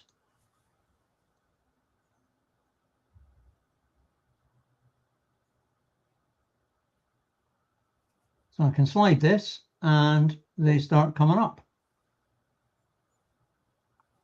So you've still got the perspective. You see the far away dots look closer than the near ones? Yeah, yeah. But the lines stay parallel to the ground. They don't move down to the bottom, which is what you were drawing. Perspective doesn't take it down. That's horizontal perspective. Now, how does vertical perspective work? If you take those parallel lines and project them to infinity, the vanishing point is exactly between them. Well, you said there's no infinity. The vanishing point isn't on the horizon. You said there's no infinity. An awful lot of people, when they talk about perspective, make the mistake of thinking that the vanishing point is always on the horizon. It's because lots and lots of sources you'll find illustrate perspective by using railway lines, which are sitting on the ground. Yeah, but if you have something above the ground, you did one aspect of perspective. Don't do the other aspect, the x-axis. You did the x-axis, now do the y-axis. You do the same thing. You can put them there as well, but they will go up. They're not on the ground. The other one you see is crepuscular rays. People say, "Oh, look at crepuscular ray." You know what I mean by those? Yeah, no. Let's not get into that right now. Yeah. I just want to see you do the vertical perspective on this. If you take those rays are actually parallel, and if you take them back to the vanishing point, that vanishing point is the location of the sun, and it's above the horizon. Okay, do your purple and red thing with a vertical perspective, not horizontal.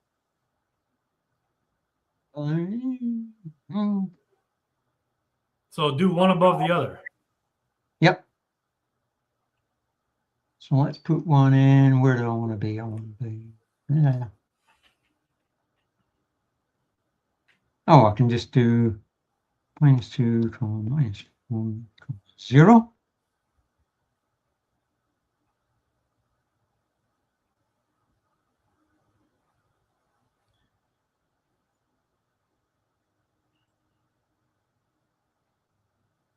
Is that right? No.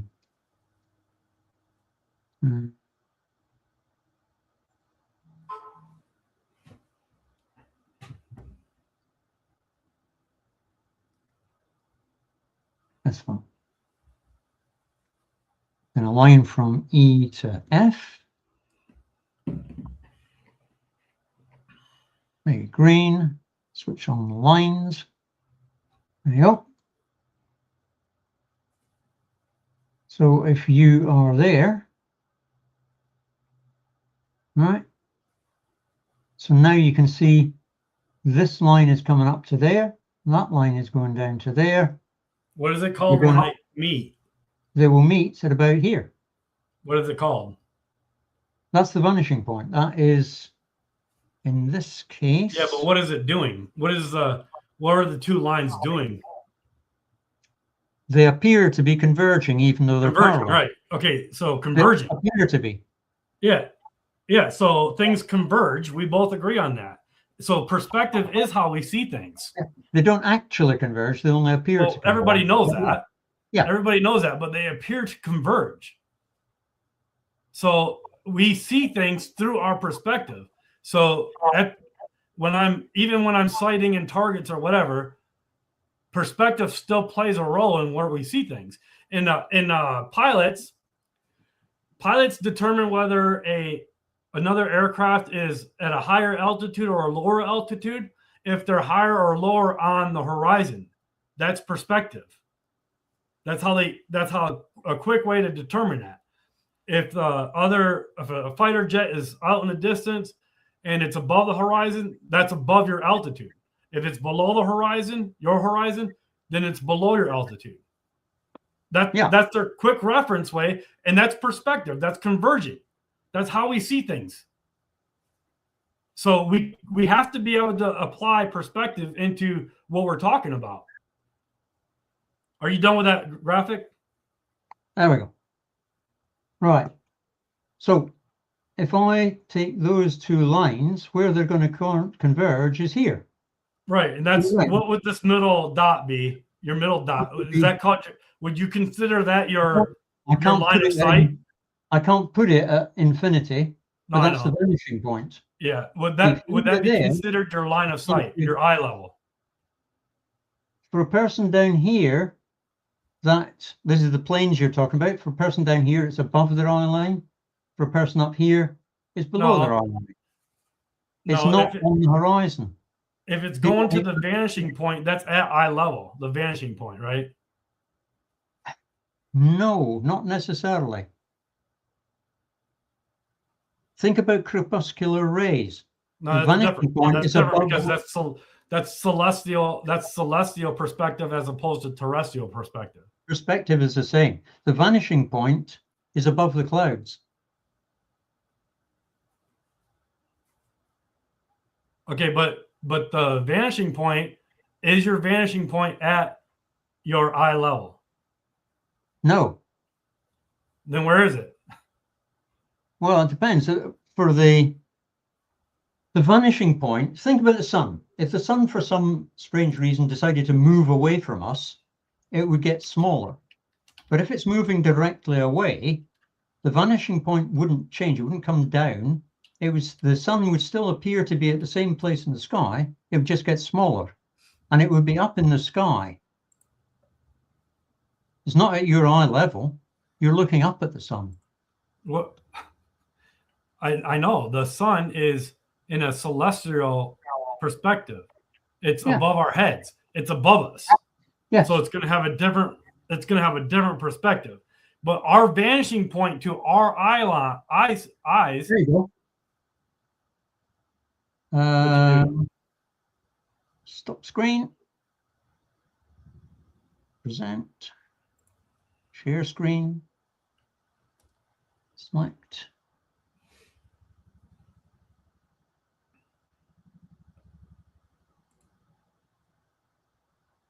Yeah, there you go. Crepuscular rays is not an argument for the globe Earth. Right. There, that point there in the center of the sun, that's the vanishing point. No. Rays. No. These rays. That's not our vanishing point. In perspective, our vanishing point is at our eye level. No, it isn't. Where the sun is in the crepuscular, that's where the sun is, not our vanishing point. All of these rays are parallel lines, just as in my diagram. These rays are all parallel, and perspective. I understand. I understand that's the argument, but we're not talking about the sun. We're talking about looking over Lake Michigan. No, we're talking about perspective. Perspective, as we've agreed, causes parallel lines to appear to converge, and that's what you're seeing there. Those parallel rays appear to converge, and the point at which they converge, the vanishing point, is the center of the sun. That's we're not talking about, but we're not talking about the sun. So we're is the vanishing point? We're talking about perspective, regardless of what it's applied to. The rules are always the same for perspective. That's why on the Desmos, I could go up to that diagram. They have the people who write Decimus have no idea what I'm going to draw on it. But there's a little control up there that says, do you want to apply perspective? And if you do, it does it. Because the rules that apply to it are always the same. For horizontal parallel lines that level with the ground, actually, that's not true. The vanishing point is the ground because the lines are on the ground. You think of railway lines, the vanishing point is at ground level because the two rails appear to converge, still staying on the ground.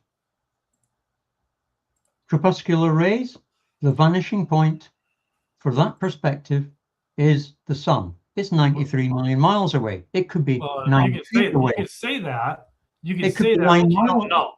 It could be 9 miles away. It wouldn't make any difference because that's exactly it. Is this how we see things? That is how you see lines that are parallel to the ground. Okay. Okay. Crepuscular rays are not parallel to the ground.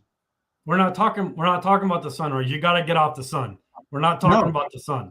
We're talking about perspective. The rules, the law of perspective. What we're actually talking about is how you can not see bottom up on a flat Earth. That's where we're at, and we're using perspective. You said perspective does not play a role in how we see things. Correct. But it does, because this is how we see. Let me. You don't let me get to my point. You go on this other thing. I can't even make my point. Do you agree this is how we see? No. How do we not see this? We see that it's part. This is how we see things which are parallel to the ground. Yes, the railroad, the building, the sky drops. No. The laws of perspective apply to things that aren't parallel to the ground. Crepuscular rays is a counter argument that proves this is not the entirety. This is one specific example. It's a special case. Are you saying that looking across Lake Michigan, there is no perspective to take into account? That is not what I'm saying. Well, I'm asking, is that what you're saying? So that's not what you're saying. Right. So we need, looking across Lake Michigan, not at the sun, looking across Lake Michigan, do we take perspective into account? Let me draw. I've got something on the screen here. I should share it. I hope it's not crepuscular rays. It's very similar to what you were drawing yourself.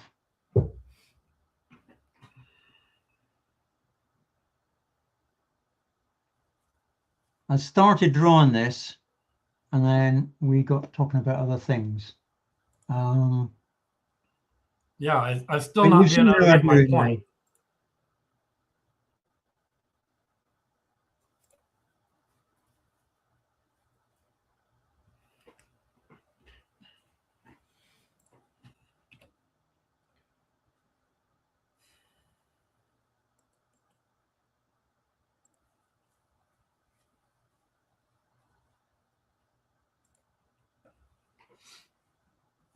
You gotta finish drawing that or something? Just turn these into lines.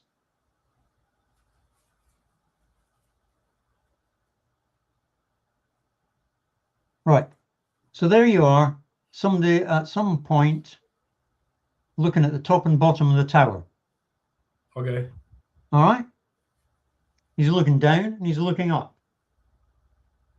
Why does perspective come into that? Well, for something that's very far away, those lines would be almost parallel. A perspective would make them appear to close together. To converge, right. The further away the tower is, the smaller it looks due to perspective. Yeah, so perspective is what we have to take perspective into account. Looking across Lake Michigan, it's not going to look 1,451 feet tall, it's going to look like it's, you know, a few inches tall or a few centimeters tall. Correct. Yeah. So by you saying we don't use perspective, and then going into how we use perspective, you're opposing yourself when you say that. Nope. I'm going to show you what I mean. Right. So now I can take that and I can, oops, why is that not doing? How long have you been playing around with Desmos? Oh, a couple of years. Oh, yeah.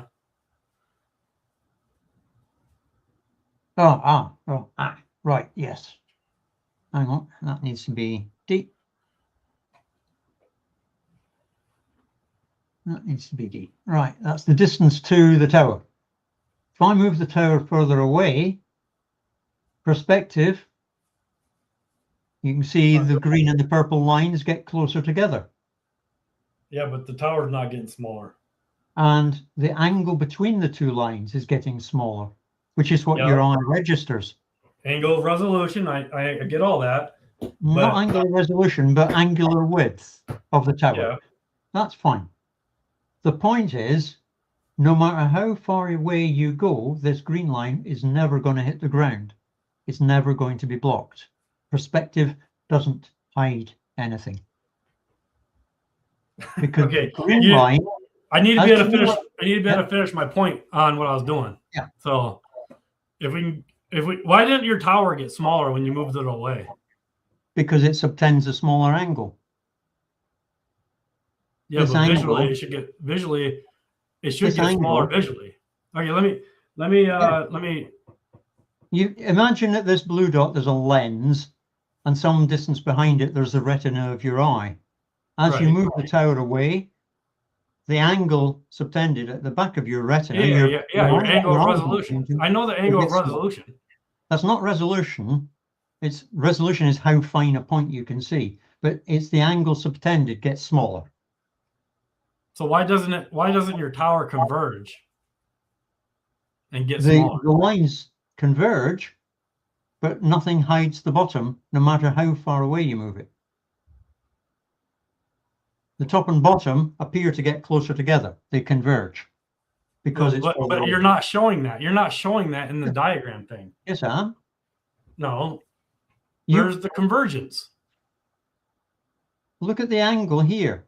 We're not talking about the angle though. We're talking about the convergence of the tower. If your red block is the tower, how is it not getting smaller? Your eye measures that angle. It has no idea how far away the thing is. The only thing it can tell is what's that angle. The further away it is, the smaller it gets. That's converging. You're not showing it converging. Okay, that's fine. You're just showing it moving away. That's all it's showing. Yeah. It's not. Okay, so how do you see your blue dot from the viewer perspective? The blue dot is the viewer's perspective. Yeah, how do you see it from that perspective? You see the in the program. I mean, in the program. How do you do it in the program? This is in the 2D program. I switched to a 3D program, but if I save that and go back. Yep. It's me modeling the sun. Perspective. Go back to the perspective one. Go up there. You can say how much perspective do you want?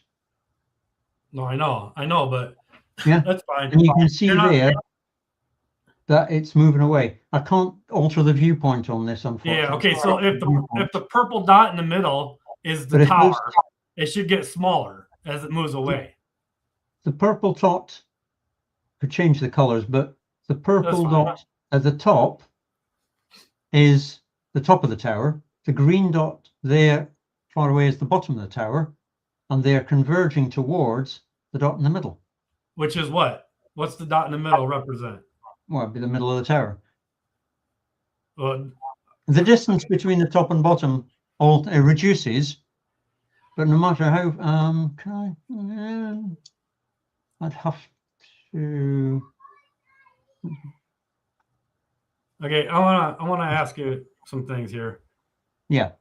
About this picture. So let's remove that. I realize we've been 2.5 hours. Oh, yeah. I don't know how long you can record for. Oh, it's going 20 hours, I think, in a month. Yeah. Okay, I want to just ask you some questions about this picture. Okay. Yeah. In the picture, does the ground come up to your eye level? No. How does it not? The ground is always 6 feet beneath you. It appears to do that, but it doesn't really. No kidding. That's right. But the ground appears to come up to your eye level, correct? Yeah. Okay. Yeah. Okay.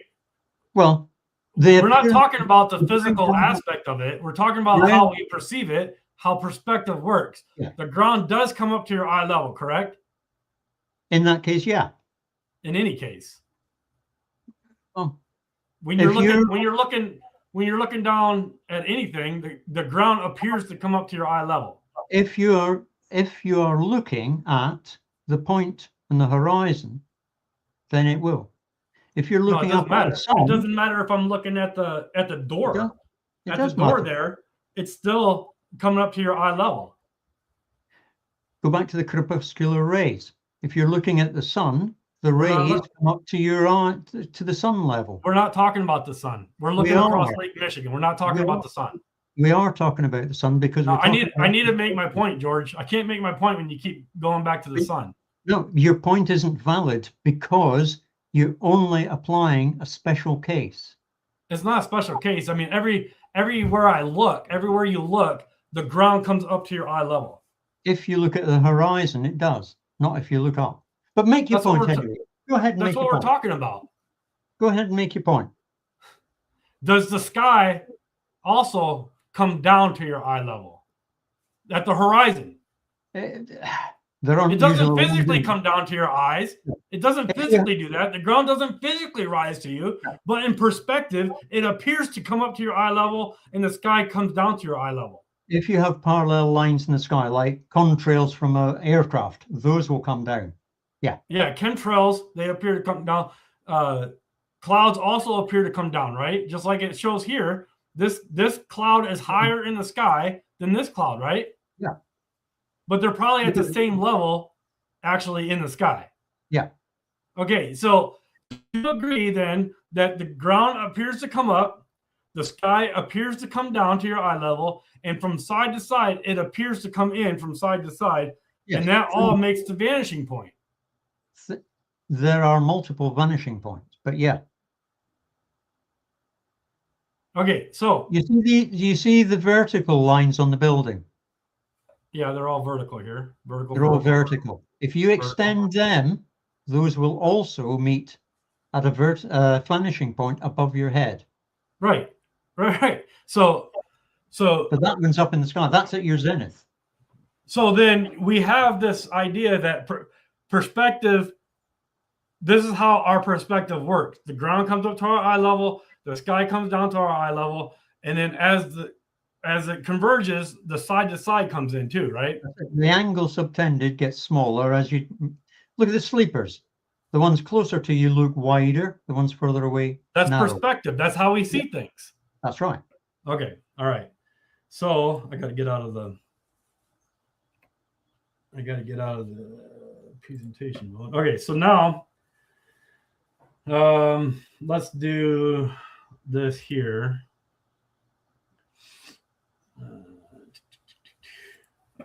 I'm just going to put a guy here. He's got a big head. And whoa. All right, come on. And I'll give him a body. Okay. Big head and a big body. Okay. This guy is 6 feet tall. Right. His vanishing point comes up to his eye level. The sky comes down to his eye level, and the ground comes up to his eye level. Now, let's put in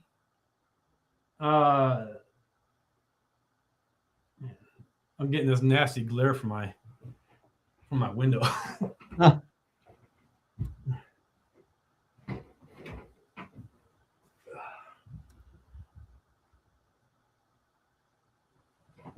That helps a little bit. All right. Now I'm going to put in a box, just a box.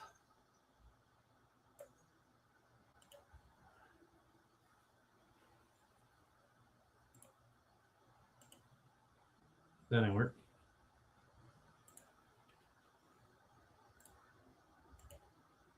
I'm not quite sure where you're going with this, but while you're doing that, Yeah, I'll just just let me, ask a question. How far away do you have to look along the rails for some of the sleepers to be hidden?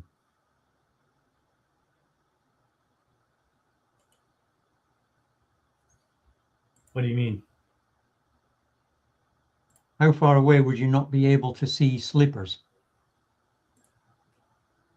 Oh, Yeah, you're talking about the I'm talking about the bottom of the Willis Tower, yeah? the rails here, or Yeah, the sleepers okay. between. I don't know. Let me make this point here. Okay, so I'm 6 feet tall, right? And this is my vanishing point out here. Now I put something in front of me. It doesn't matter what it is, okay? Yep. But it's off in the distance and it's in front of me. Let's say it's only like a foot in front of me, right? Yep. At, If it's in front of you, if I bring this out, it's only a foot tall though. Yeah. And I bring this out, it's further out away from me, right? Yeah. Does that block the horizon?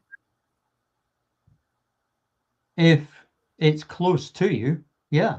Well, if you put a blindfold on, you can't see the horizon. Okay, but we're talking about something that is physically blocking something else. Okay. Yeah. Okay, so let me ask you this. Would you agree that this picture represents a flat surface? Yeah, I'm happy with that. Okay, all right. So we're going to say this is how we see things on the flat Earth. Now we have this thing that's out in front of us. It doesn't matter what it is. Okay. Yeah. It's just a box somewhere that we're putting out in front of us, and it's out there it's out between us and the vanishing point. Now that obscures our view of the horizon or whatever, right? Yeah. Okay. So now I want to put in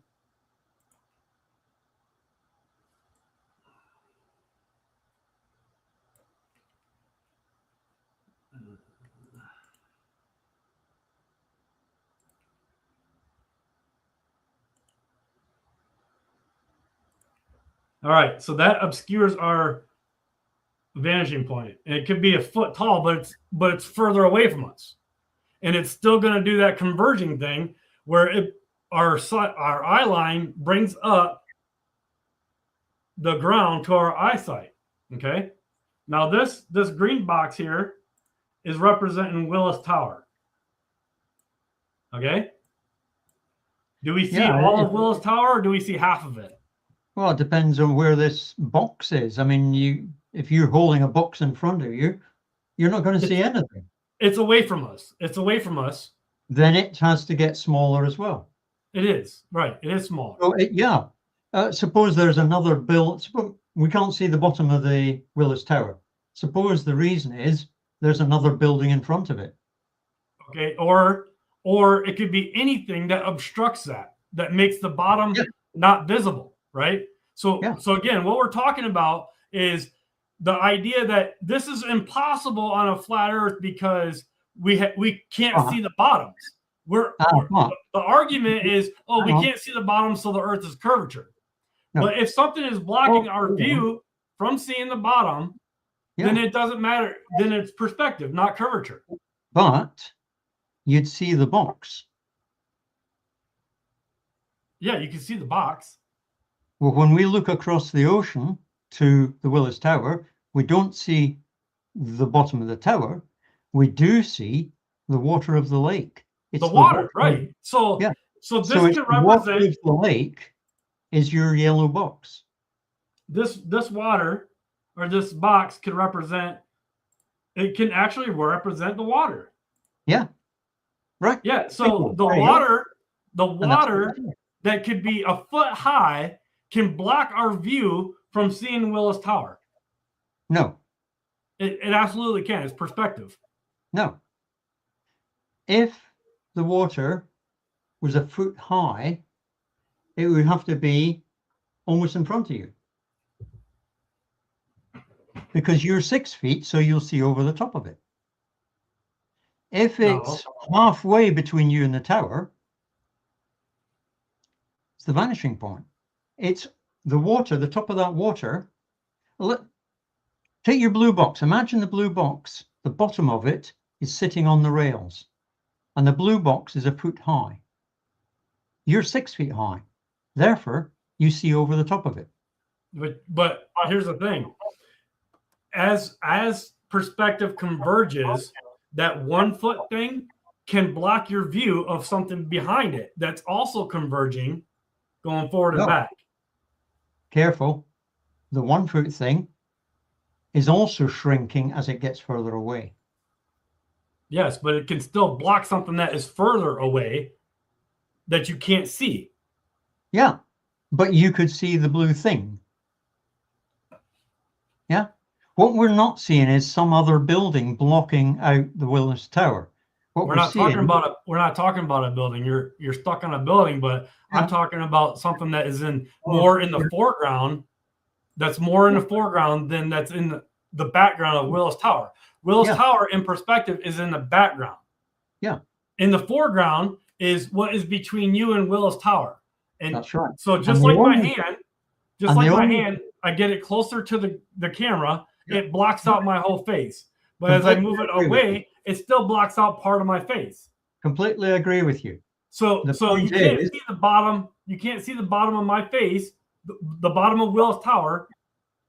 That's right. Because it's blocking it. Even a foot. My hand is not bigger than my head. No, right? It can't I can do it with 2 fingers. It can't be just like that. Just like that. That's how perspective works. It even works in the camera. It blocks out what is behind it, what is lower than it. The further away it is, the bigger it has to be for the same reason, perspective. It looks smaller as it goes further away. Yeah. My fingers look smaller to you, right? If it's halfway between you and the Willis Tower, it has to be half the height of what is blocked. Blocking out part of my face because the wave is closer to you than my face is.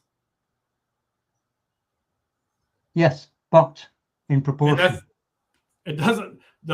My fingers are smaller than my hand or my head. Just like a wave is smaller than a 6 foot person. Yeah. But it still blocks out the lower portion. Yeah. But if it's blocking out and it's halfway, let me show you. I'm trying to think how can I easily do this.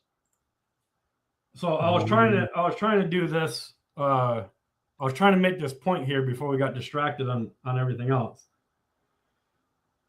On this here, this is my line of sight. Now, we know that the ground is in perspective. We know that it's parallel. Okay, this is our perspective from the side. But in perspective, just as you admitted, the ground rises to our eye level. Nope. You already admitted to that. It only appears to rise. You've drawn it actually rising. It stays. Okay, you're gonna keep stopping me on the word appears. You know that I mean it appears. You keep stopping me on the word appears. You keep stopping me on that, but we've already established that. Yeah. So I shouldn't have to say that. I shouldn't have to say the same thing over and over again when we already established that it appears to rise to your eye level. No, my point is you've drawn it actually rising instead of just being aware that it remains parallel. And okay. Let's do this. Let's do this step by step. Do you agree that the ground remains parallel to my eye level? Correct. Do you agree that perspective causes the ground to rise to my eye level? No, it doesn't cause it to rise. It only causes it to appear to rise. I said that. Okay, let's do this again. Let's do this again. Let's do If this you again. leave the line there, then we're in total agreement. Those two lines will appear. Do you agree that the ground remains parallel to my eye level? The ground remains parallel exactly as you've done it. We're completely in agreement. Okay, now, do you agree that according to perspective, the ground appears to rise to the eye level? I agree it appears, but you've drawn it actually rising, not appearing to rise. How do you draw appearing? Draw appearing for me. Go ahead. Tell me how to draw appearing. You had it in the oh, hang on, save this. Go back to the other one. You're making no sense because you say one thing and then you oppose yourself with the next thing. I asked you, do you agree that it appears? And this is the way it appears, the green line. But you're I can draw a third line if it helps. I'll just draw a third line. I'm sharing the screen. Hold on. Right.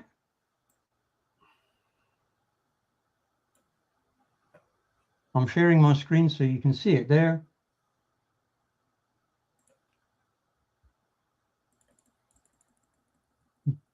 The thing is, what you're drawing should be what's physically real. You can't draw it with perspective. You can't draw the appearance that isn't real. Go ahead. Show me how you appear. Draw appearance. Right. Those are the parallel lines we have. Yeah. And if I switch off, I can switch off and do an orthogonal projection. Come on, move. There we are. Now, if I move that around, you can now see the XYZ box is actually projected. It's a square. You can see those lines are all parallel. That's reality. You can turn it around, and that's reality looking along the x-axis. Now, what happens if I switch on perspective? This is what happens. It's the same thing I'm doing. You're doing the same thing I am. You just have a better. I'm just doing it in PowerPoint, and you're doing it in decimals. Yeah. The point is, the lines are actually still parallel. We agreed on that. We agreed on that. We already agreed on that. And if you look at them like that, then that's how I would draw it. I don't have decimals yet, and I'm doing it in PowerPoint. From the side view, your lines would. And I would like you to show it in decimals. In decimals, show how the ground appears to come up to your eye level and the sky appears to come down to your eye level. Right. Show that in decimals. Because that's how we see. Yeah, that's what I'm doing. If you look at this, across the top, there's a horizontal line, and across the bottom, there's a horizontal line. And my colored lines echo that. Because I'm looking at them side on, they don't appear to come together. They don't converge because they're at the same distance from us. So make them converge. Make them converge to where the sky comes down and the ground goes up. To make them converge, I rotate this so that now two of the dots are further away than the other two. Then they appear to converge. You see there? That's coming down and that one's coming up. It only happens if the lines are moving away from you. That's what this is. That's what this is doing on my. You look at it from the side, they stay parallel. Oh, sorry. If you flick it, it'll spin. From the side, which is the way you're drawing it, they stay parallel. If you draw physically, away, yes. And yes, physically they stay parallel. But we're not talking. I'm not talking about how it is physical. I'm talking about how it appears in perspective. Then you have to move it. Then you have to change it so that those lines are moving directly away from you, and then they will converge away from you. They don't looking at a side off. view. We are a third observer looking at somebody else's observation from the side view. We don't physically do this. We can't physically do this, but this is how we understand it to work. But this is how perspective works. That third person observer will not see the perspective. No kidding. We know that. We know that. This is a demonstration of how perspective works. No, perspective works only if it's going away from you. It's going away from the observer. This green dot is the observer. It's going away from the observer.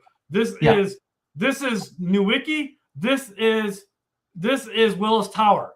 From Newicki, observing away from him, the ground stays parallel to the observer. You agree with that?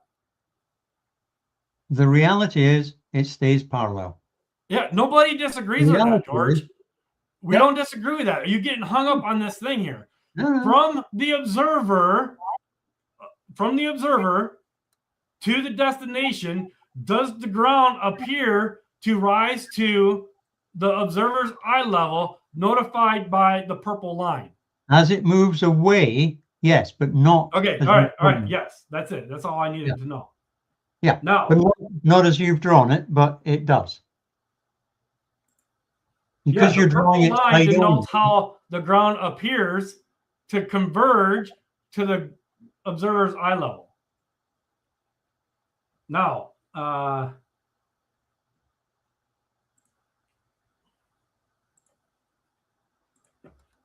okay, so now from the observer, does the sky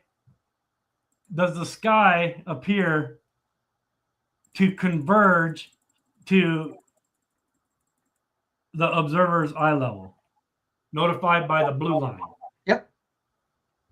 Okay, but we know that the sky doesn't converge. It's actually parallel. Okay. Yes. That's how we see. We see a convergence. Okay. Now I gotta draw this here. I'm gonna give this guy a body. All right. So that's our guy with the body. Okay.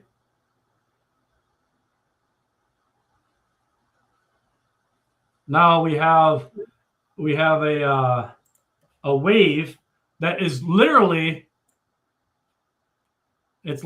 on the water. Yep.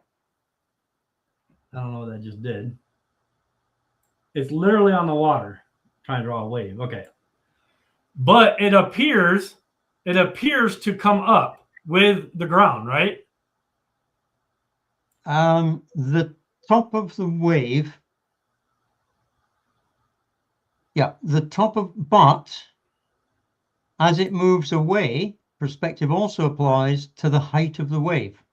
Yeah, so you can have a large wave. You can have a 3-foot wave next to the guy, but you then have to draw it 1.5 feet high, halfway across between them. This can be. Okay, let me just do this here. This is our wave.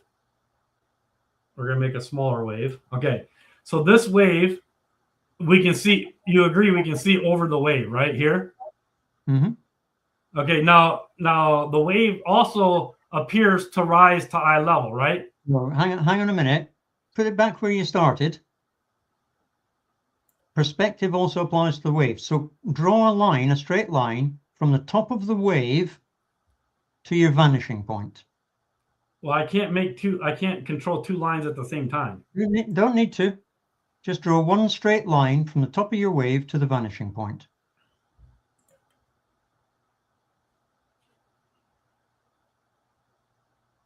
And then I'll make my point. That's it. Yeah, but you don't let me make my point. That's it. That's fine. I'm happy. That would be the top of the waves all the way to the... If all the waves were the same height, that's how they would appear. Okay, now this wave here, this wave is not actually right next to us, okay? Yep. So we're going to take the wave and it appears to rise to eye level, right? No, the bottom of the wave appears to rise. The whole wave appears to rise, just like the ground and everything on the ground appears to rise. No, the top of the wave is rising along the line that you added for me. You're talking about like this here. The height of the wave is shrinking. That's not how perspective works. You're changing how perspective works. That's how perspective works. Every line, look at it on your own diagrams. Every line is a straight line to the vanishing point. If this purple line is the actual water, right? And so is this green line. This green line is the actual water. The purple line is how the water appears on the surface. Happy with that? The wave is above the surface of the water. I don't disagree. But it still appears to rise to your eye level. Hang on. The bottom of the wave, as you slide across, will follow the purple line. The top of the wave, the bottom of the wave will follow the line you've drawn, exactly as you're doing. The top of the wave will follow the thin green line that you added for me. As it moves further away, it gets smaller. Not really, but the appearance. No, I know, but what I'm saying is, I'm trying to get to the point here. I'm not trying to move this wave away. I'm just saying, we have a wave that, let's say, is 1.5 feet high. Okay, if it's closer to you, it's going to be below you. But as the 1.5 feet high wave gets further away, it's still going to appear to come up above your line of sight. No, it isn't. It absolutely does, though. No. That's how perspective actually works. No, it isn't. It's how we actually see things. Nope. 1.5 feet is 1.5 feet drawn parallel, but you're drawing it with perspective. Things further away look smaller. So 1.5 feet, a wave, a constant 1.5 feet, is the distance between the purple and the extra line. Okay. Let's back up here. This wave is 1.5 feet high. Do you agree? No matter where I put it, right? I just want you to agree or not. Yeah. Can we agree that this wave is 1.5 feet high, no matter where I put it? No. It's not 1.5 feet high? You're drawing what it appears to be, not what it really is. No. Actual wave on the water. Yeah. The actual wave. An actual wave on the actual water is an actual measurement of 1.5 feet high. That's fine. Okay. Now, does that matter? Does that matter if it's all the way across Lake Michigan or if it's right in front of me? Does the actual size change? The actual water is the bottom thick green line. We're not drawing actuals. We're drawing perspective. No. I'm asking you just about a wave. A physical wave that's hitting up against my boat, right? Right. I'm just trying to make sure. Is that wave 1.5 feet high, regardless of where it is across Lake Michigan? Just want to make sure that you understand. What I'm saying is we apply the same rules. If we draw actuals, you've got the thick green line at the bottom and the red line, and they're parallel. That's actual. Forget perspective. Forget everything else. Forget it all. Oh. Yeah. I'm just asking you, if a wave is 1.5 feet high, is it 1.5 feet high, regardless if it's right next to me or across Lake Michigan? The actual wave. Let me answer. The two different things here. The actual height of your eye line, the red line is your eye line. The actual water base is the thick green line. The wave, but you've drawn it appearing to shrink. Fine. The actual wave is 1.5 feet high, but if you're going to draw the lines of appearance, you have to do the same with the actual wave. So the actual wave is 1.5 feet high, and as you go across the screen, it appears to shrink. But I'm not asking you. I'm not asking you about appearance. You're drawing perspective. I'm asking you straight up, just about the physical wave that is either right next to me, or out in the middle of Lake Michigan, or all the way across Willis Tower. You didn't. We measured it at 1.5 feet high. Does it matter where it's at in order for it to be 1.5 feet high? You didn't listen. I said the actual wave is 1.5 feet high, regardless of where it is. Okay, that's all I need to know. But that's all I need no, to know right now. But your drawing shows the appearance. You're not letting me make my point. You're not letting me make my point. You're not letting me finish my answer. I know, but I'm trying to make this point, and then you keep changing it on me. No, I keep trying to tell you the same thing. Your drawing shows appearance. The actual wave stays at 1.5 feet, but the appearance shrinks. Okay, we're not. Okay, again, not talking about appearance. Does an actual wave change in size?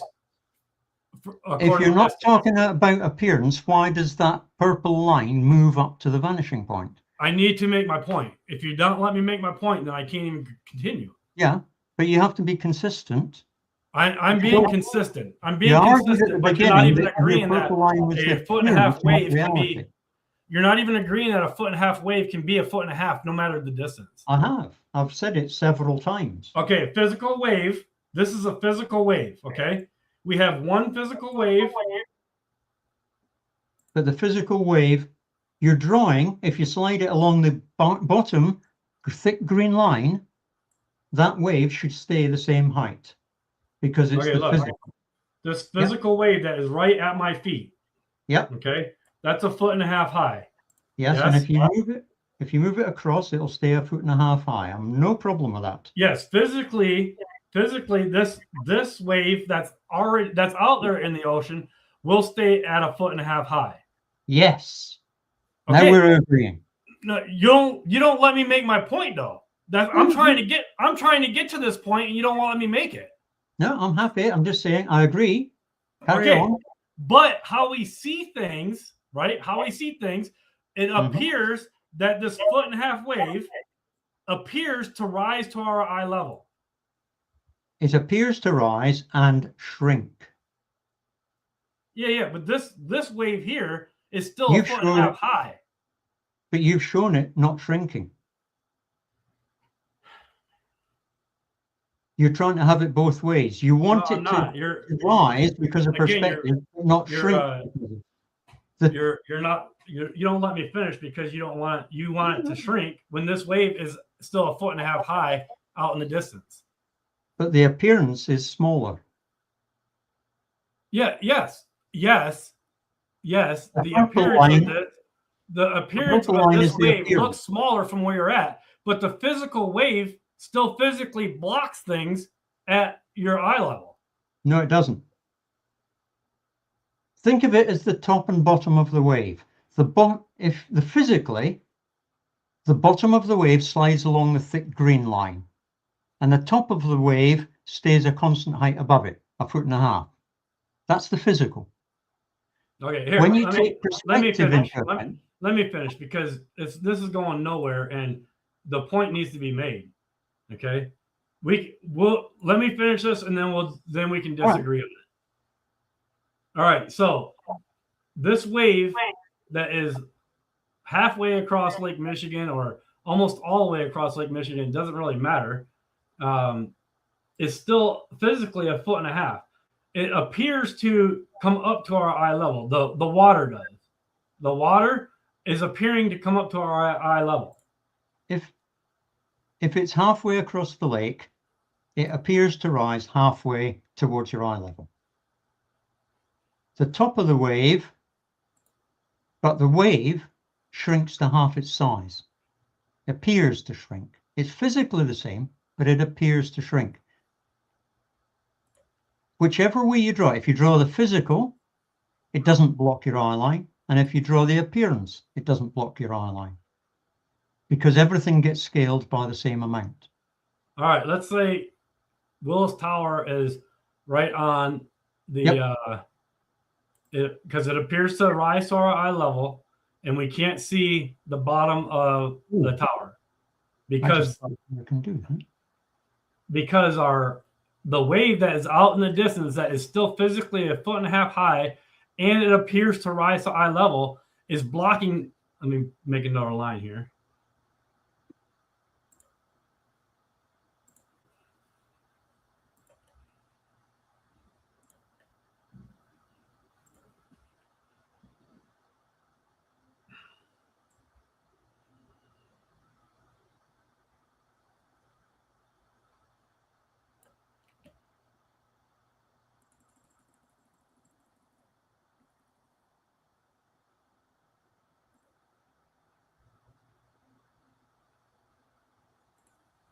Okay.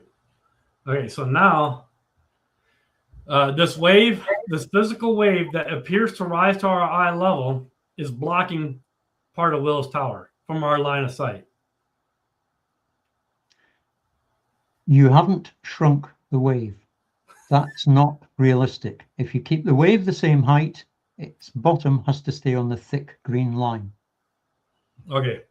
All right, that's a moot point. You're missing the whole thing. No, you're just saying something that's wrong. No, it's not wrong, no, because that wave is still physically the physical water. Same height. Yeah. This area here water, that is blocked by our line of sight is blocking off the lower part of Willis Tower. No, it isn't. As it appears to come up. No, it isn't. Because the physical water is the bottom thick green line. We agreed that about an hour ago. Okay, so let's do this. Let's do this. Can you draw an example of perspective over a curved surface? Actual perspective over a curved surface. Perspective is the same regardless. It's not though. Have a look at the screen I'm sharing. Hold on. Let me do this point here then, because it's not the same. Perspective is not the same over a curved surface. Well, let me put it this way. If you take something and move it over the curved surface, then it was going to drop down behind. So if this is the actual ground now, yep, it's actually curving away from you. Perspective is not going to double the ground is not going to come up to your eye level because it's falling away from you. It will come up at the horizon, but it won't. It doesn't. You can't draw that. You can't draw this, and you don't ever experience this. You don't experience looking something going down and it coming back up. But you're invoking refraction, which you can't do. No. I'm not bothered about refraction. You've drawn an ellipse there, but actually you've already got a horizontal green line. Let me say this. You don't have horizontal green lines on the globe. On the globe, don't you agree on the globe you're basically standing on the top no matter where you are, right? How about you let me make my point? Okay, that horizontal green line you've got there could be very slightly curved so you can't quite see it. That's the sort of scale we're talking about. If you want to scale things, you'll find out that your scale thing doesn't work very well. Yeah. The Walter Bislin one works perfectly. Let me not in reality. It works on the computer. Have a look at the screen I'm sharing. Yeah, let me pull this down.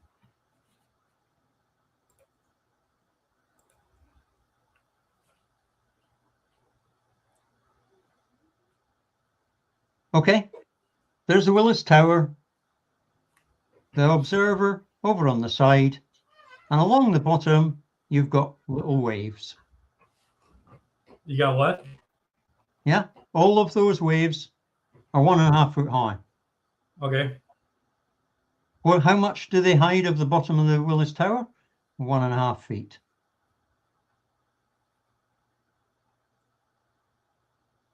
You're not showing perspective at all here. You're not showing convergence at all. There's no lines of convergence. There's only lines from your perspective going outward. Divergence. That's right. Yeah, convergence means where's the variable? Ah, there we are. Let me bring the tower closer to you. Now it's subtending a bigger angle as you move it away. Oh, we went over this already. You're not showing convergence though. You're just showing a bigger, or you're showing greater and smaller angles. You're not showing convergence. That's what convergence means. Convergence at the vanishing point, not at the observer. The observer is the person who sees the convergence. Yeah, but you're not showing convergence here. He's not. Yes. There's no convergence going on here. There is. I don't see it. If I move the object away, the purple and green lines converge. They get closer together. That's what convergence means. Have you seen, there's a meme that goes around in some of the groups where there was a Father Ted episode, and he had a cow out in the field, a real cow out in the field, and he had a little toy cow in his hand. And Father Ted was trying to explain the real cow is big, but it's far away. The little cow in my hand is small, but close, and they look the same size. That's convergence. That's perspective. You're not showing that, though. You're showing what you're showing is just an angle of resolution. You're not showing convergence. The further away it gets, the narrower the angle between the lines. And that's what you're showing in perspective. That's the way perspective works. Now, the bottom line, literally, the bottom line is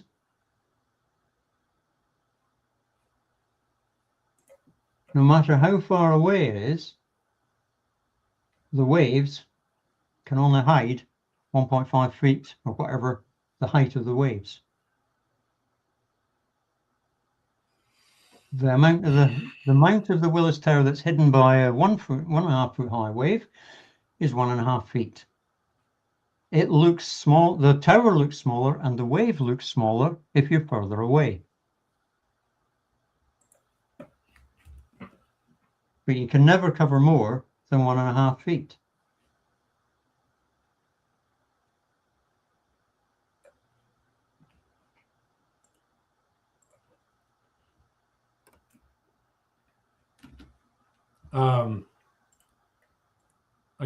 Again, you're not on the decimals. You're not showing any converging lines. The lines converge at the observer. No, they diverge at the observer. These lines come to a common point, which is the observer.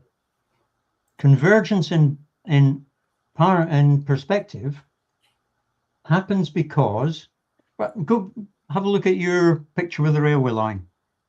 The further away the railway lines are, the further away the sleepers are. You use the word sleepers, the wooden bits that the rails are sitting on. Railroad ties. Yeah, we call them railroad ties. Oh, okay, right. We call the ties the nails that tie the rail to the sleeper. Yeah. It's funny that like we both speak English, but we have different. Oh, I know. But yeah, so you call them sleepers. So the railroad ties, which are all those railroad ties are the same width, right? Yeah, the converging is to you. These ones closer to you. Oh, I can't do it. I can't move your cursor. The sleeper beside the little guy is a lot wider. It obtains a larger angle than the sleepers that are far away at the other end of the building. Right, but in your diagram, you're showing divergence to the You got to think about it. Here's a sleeper that's close to. Oops. Right. Here's a sleeper that's close to the person. Oh, I just had a bright idea. I'll show you a neat trick. At the moment, D is the distance to the sleeper, right? Imagine that red block is a sleeper now. I'll switch off the waves. That red block is a sleeper. And it's at a distance of, I'll put it there, 5. I can do a trick. I can create a list.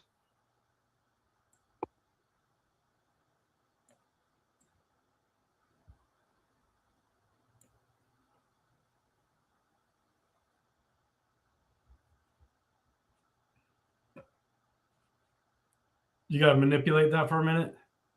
Why is it not? Oh, missed the dot. There we go.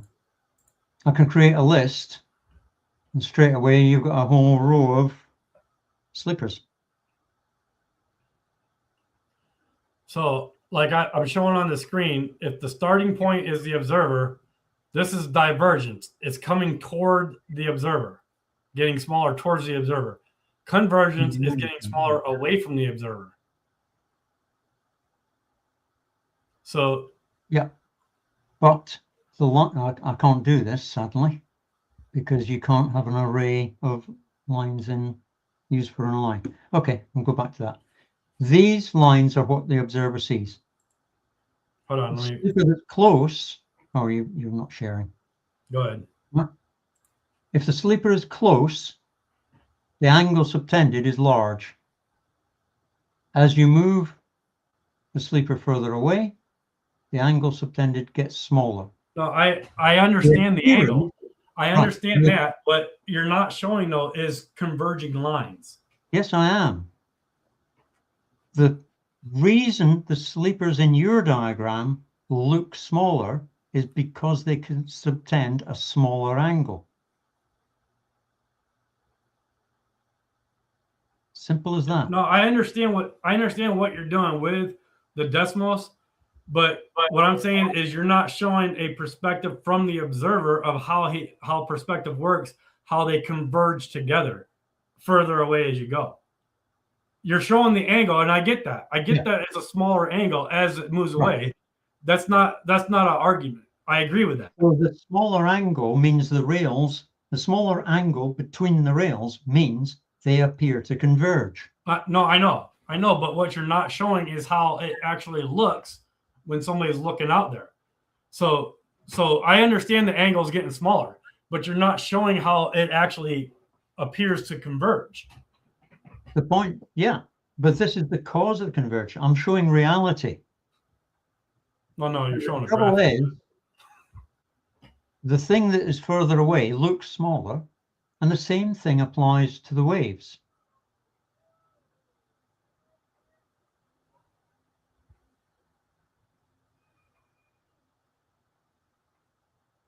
You move the tower further away. On your thing here, you're not showing perspective though. Like you're not showing a what is it, first person perspective. The first person has, if I had time, I'd draw multiple sleepers, each with a pair of lines to them. And the further away they are, the smaller the angle between them. No, yeah, I'm not disagreeing with that.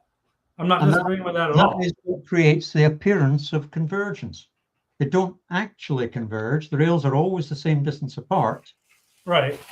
The appearance is caused by the distance. Mark, I'm thinking we've been chatting now for 3.5 hours. Has it been? It's 20 past 11. My wife will be off to bed by now. I'm going to be in trouble. Yeah. I don't think we're going to think about what I'm saying. I don't think we're going to get much more progress tonight. I wanted to talk about other things. We said we'd do tangents, and then I was going to talk about something else. We've got on to perspective, which was never on the agenda. Well, I think we've covered it as far as we can. So I was trying to get that to tie in to the tangent. So take your little wave that you showed on that diagram, put several of them, but have you still got the diagram that you tweaked a little for me? That's the one. That one, yep. Which one? That one that you're hovering. That's the one. So yeah. So your first wave just near the guy, make it go from the purple up to the line that's about halfway up, and then you can take it back down again to be a wave. That's right. That's lovely. And then the other one on the other side, move it back to about halfway so that we can see it easier. Just the whole thing, just drag it across a bit. That's it. Sit the bottom on the purple line and the top on the same line going to the vanishing point. Bring it down. That's it. Those two waves are. But that's not rising to your eye level. It is. No, because your eye level is the pink line. Yeah. And by the time you reach this green line is not your eye level. Neither is the purple. The purple starts at your feet and rises to eye level. The other thin line starts about your chest and rises to eye level. Yeah, that's not eye level. No, but the height of that wave that you've put halfway along now is about 1.5 feet. It's the same height as the one at your feet. The appearance, you're now showing perspective as it applies to the wave, as well as the building. I want to do that fine line. Do something else. But if you gotta get going, I think have a think about that. You need to clean that diagram up a little bit if you want. The 3 lines from the guy's eyes and from his feet and from his chest, all 3 lines have to meet at the same point. Let me try one more thing here, real quick before we get off. Let me try one more thing. Okay.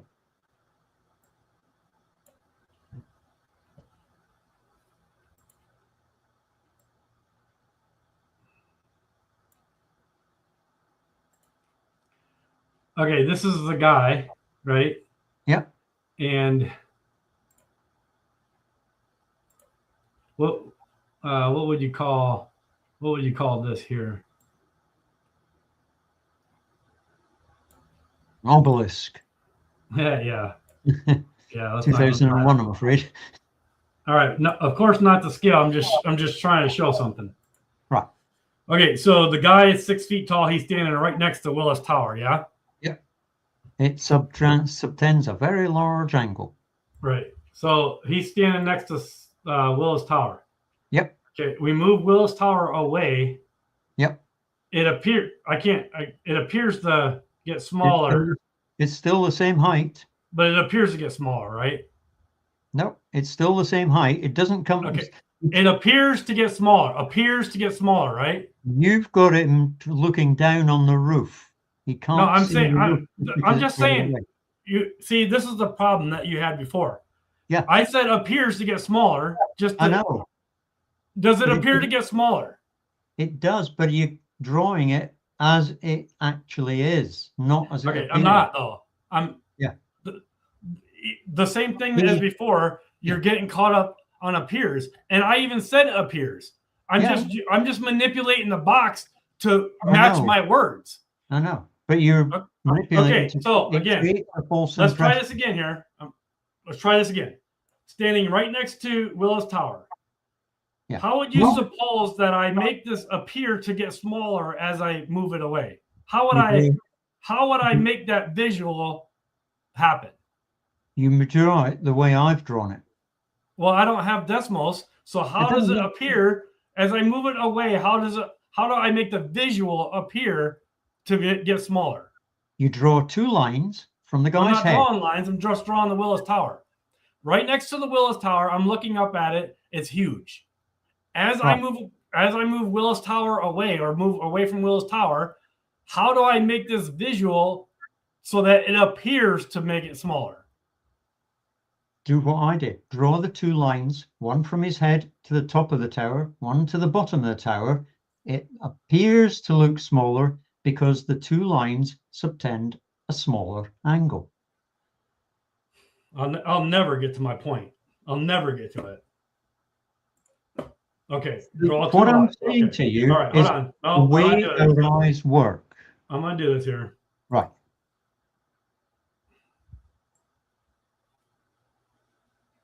Right, so those 2 lines have a big angle between them, therefore it looks big.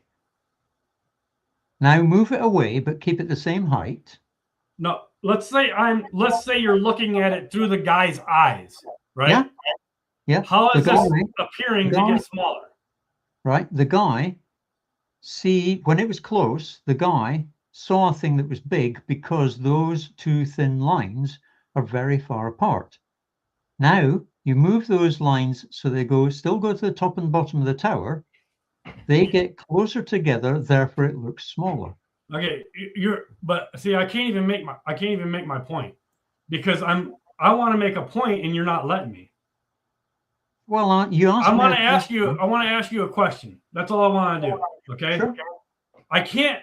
You won't let me make this appear to be smaller over here. You won't let me. You won't let me do that. So I can't do that. So without making it appear smaller, I'll just keep it the same size. Okay. At what point do I move this away? Would it converge? It's as opposed to diverge. Right. This point is divergence. At what point would it converge? Never converge. It diverges by a smaller amount. your two lines stay fixed to the bottom and top of the tower. The guy decides how big it looks, his appearance, by how much angle there is between the two lines. You see, you don't even acknowledge what I'm saying. Like, what you're saying is wrong. No, I'm asking you at what point would it converge? You're not taking account of why the guy thinks it gets smaller. It thinks it gets smaller because the lines entering his eye from the top and bottom of the tower are closer together. Okay, so this a smaller angle. This is my guy, and he's looking up at the Willis Tower. Yeah. At what point, what distance further away does the tower actually appear to converge into the vanishing point? No, from the moment it starts moving further away, that green triangle shrinks. No, there's a point of divergence and convergence. And there's yes, there is. Nope. The rays at the observer always diverge. From the observer's point of view, the further away they are, the smaller the angle, and therefore they appear to converge. There's no change. They're always diverging at the observer, and they're always subtending a smaller angle as they move away. There's nobody standing on the tower.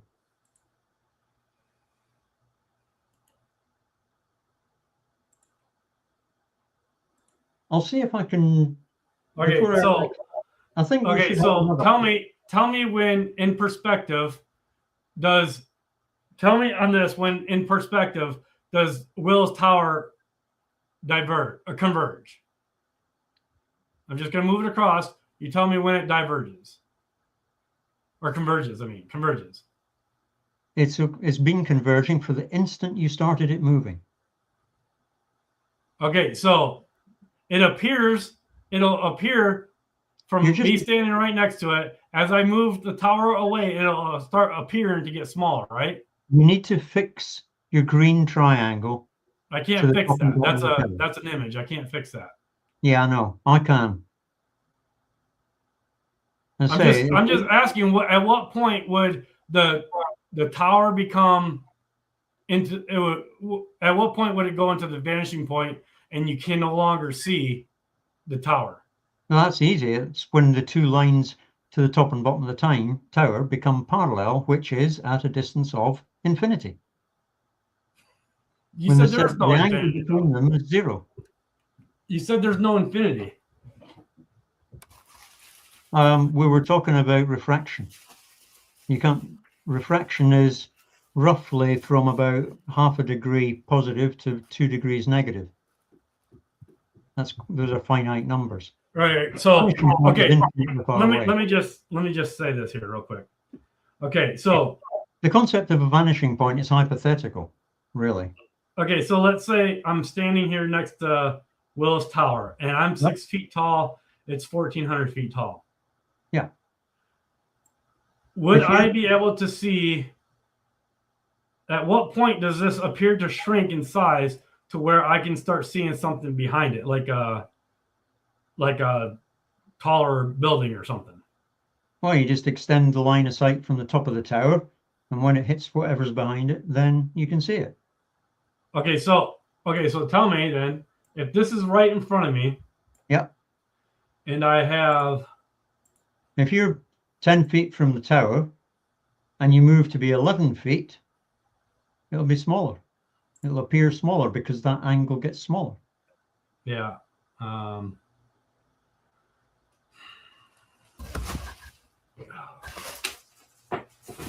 Your yellow block is just like my red block in the Desmos one. My lines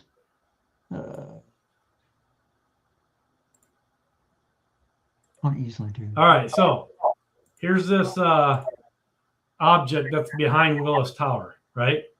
Yeah, you're never going to be able to see it because it's smaller than the tower. Sure, right. Okay, but So there's never a point where I could see this object, right?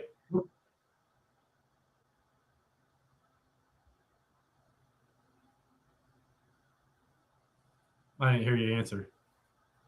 Sorry, I said no, I was agreeing with you. There's never a point where you see it, as long as you're on one side of the tower and it's on the other. It's smaller, so obviously you're never going to see it. If I move this tower away and it's appearing to get smaller and smaller and smaller, but then something behind it. Whoa, hang on. I'm just saying. I know I'm changing. I'm just asking a question. If you move away from the pair of them, they don't change their size. No, I'm changing the size. This is something different. Right. Okay. So is this, let's say there's a mountain behind Willis Tower, right? That's fine. That's good. Okay, so there's a mountain behind Willis Tower. Move your tower back. Yeah, move your tower back to where it was at the beginning. Right, now you can't see the tower, the mountain. If you draw a line from the mountain, it cuts through the tower, so you can't see it. Right. So as I move away, the tower, because I'm not standing next to the tower anymore, but the tower and the mountain don't move. I actually move, right? Sure. Okay, so we got to move this down here. Yeah, that's fine. And eventually, there would be a point, though, right, at where I can no longer see the mountain if I'm closer to the tower, right? Yeah, that's right. Okay, so that's the same thing with a wave. That's the same thing with a wave. If the wave is closer to me and it obscures what's higher, then I won't be able to see it. But it never obscures more than the height of the wave. You've drawn a huge wave.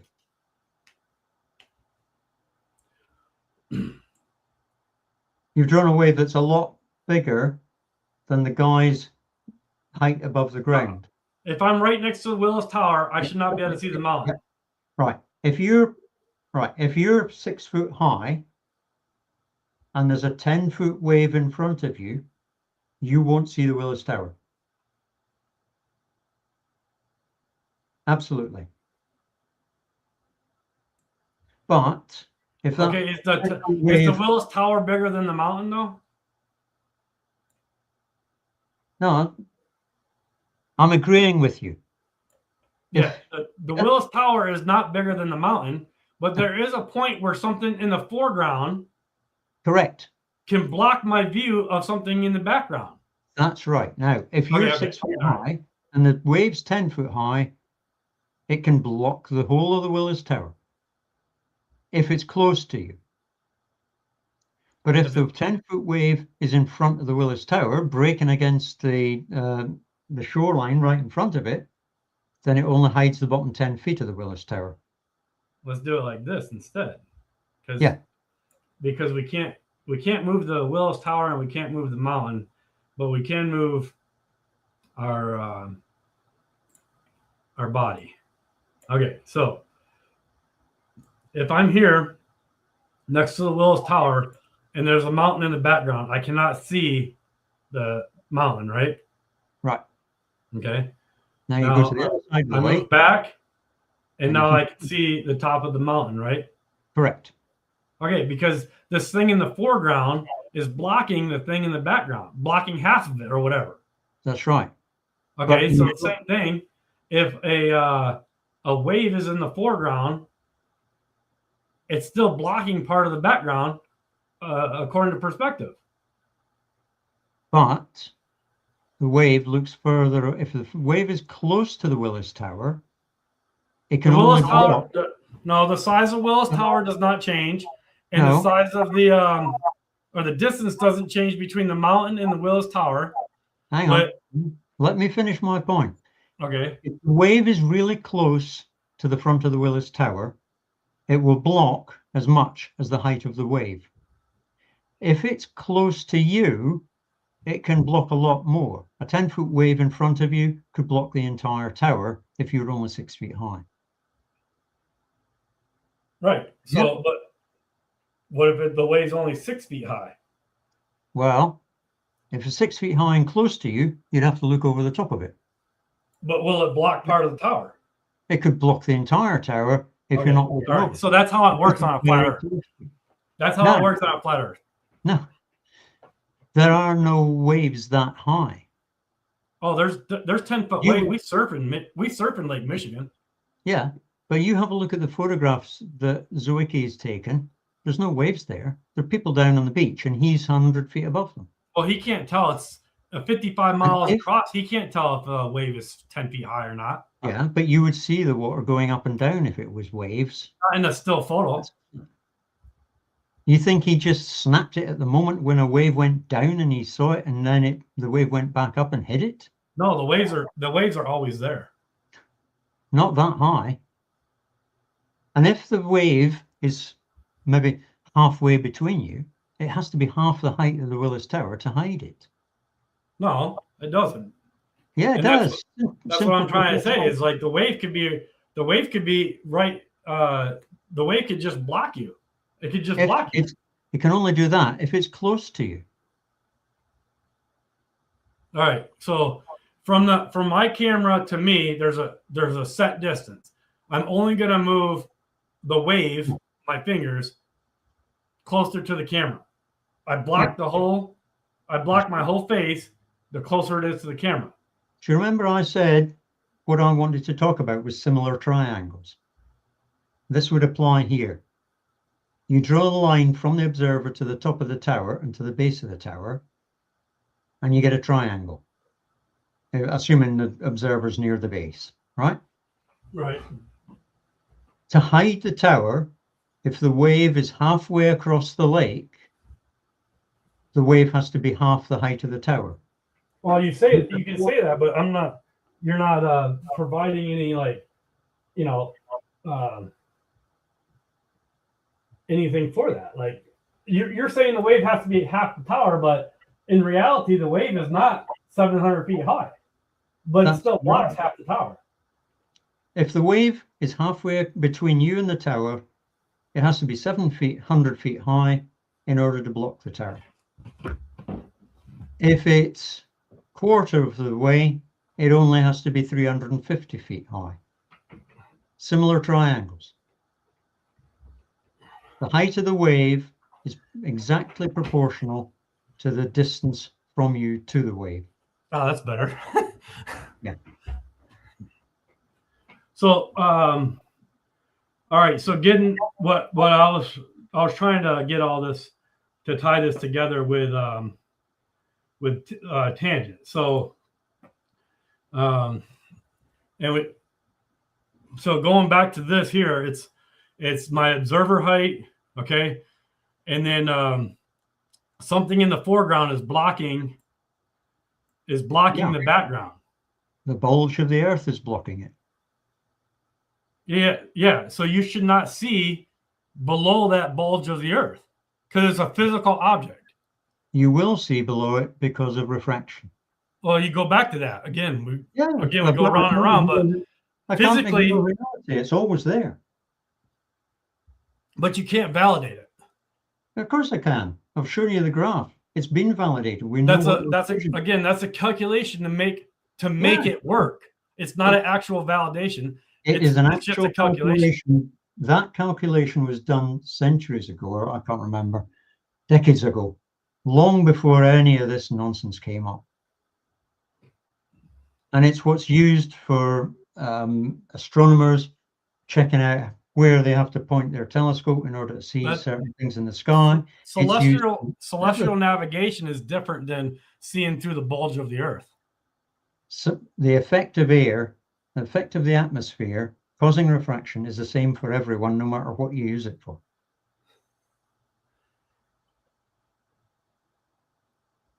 It's simply Snell's law.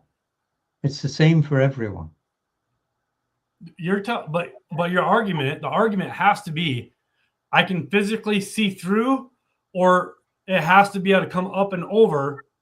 The refraction has to make object come up and over the physical blockage of the earth bulge.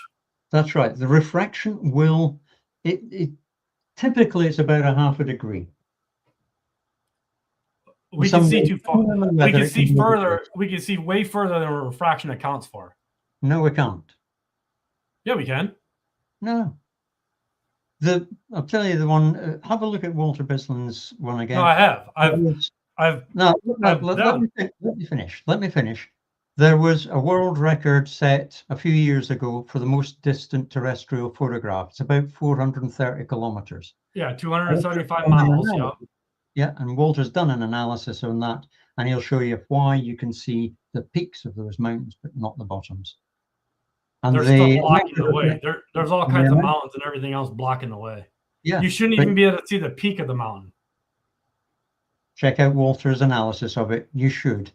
No, I have. And you can't get around that. You can see through a physical blockage of the Earth. You can. You see around it because of refraction. That's just a made-up concept that you can see around things because of refraction. Of course, it isn't. It's how okay. Let me ask you this: Can you demonstrate what you're requiring for refraction? Can you demonstrate how many times it has to refract? Because a curved refraction has to refract at every curve. It's not a straight line refraction. The curvature, you integrate along the line. It's a continuous curve. It's not of steps. But the curve depends on the density. And the density... But you cannot validate. Of course you can. You just get a barometer and walk up a hill. But you can't validate it between point A and point B. But you can measure the weather changes pressure. But you can walk up a hill with a barometer and you can tell how much the pressure changes with height. If you buy a little drone in the UK, it's not legally allowed to fly above 120 meters. It's got a barometer inside. When you take off, it measures the air pressure. And when you get to 120 meters, it stops because it knows what the pressure difference is. It's as simple as that. So you put that into Snell's law and you get the angle of refraction. Now it varies a bit with temperature, varies a bit with the background pressure. And if there's a hot layer or a cold layer on the ground, it will vary with that as well. But the maths is all there. It's all just Snell's law applied to the pressure variation with height. Simple stuff, basic physics. So anyway, I would like to see demonstrated a curved. I would like to see demonstrated curved refraction. Well, look into a fish tank. That's a straight line refraction. Yeah. It refracts one time. Yeah. It doesn't refract curved. It refracts from a line going in, and then it refracts. It actually refracts down. All refraction is down, not up and over. Yep. All refraction is down. Therefore, you see down over the curve of the Earth. It has to pull. It has to pull the image up in order to see it. The light that you're seeing was launched going up, but bent down to reach you. Yeah, on a continuous curved refraction, which you can't demonstrate. You can't demonstrate curved refraction. Well, sure. The whole point is the curve depends on the density. The density there isn't a step function. It's a smooth curve, but it's still the same law. Well, you're just making that up though. No. I'm saying like you're saying it's not a curved projection, but it is. It has to be. Yeah. Yeah, because it's a continuous variation of density rather than a step change. Water gives you a step change. But the same law applies. So apply Huygens law. Huygens principle or Huygens method. Wavefront construction. That's just maths.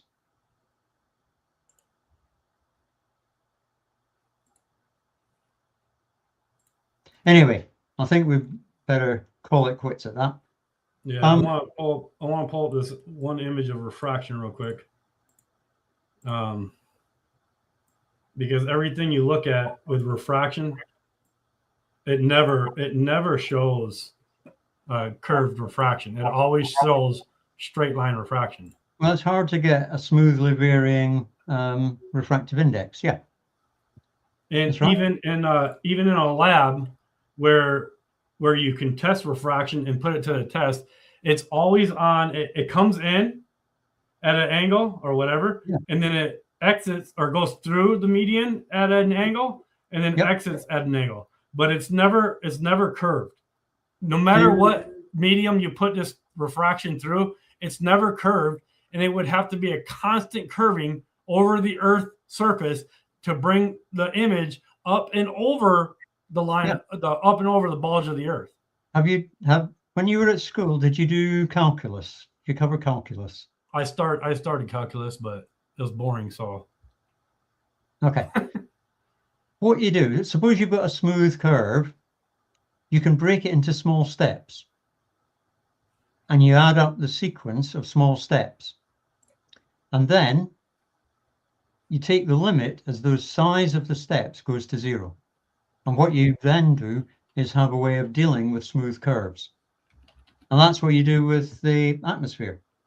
It's a continuous variation of density.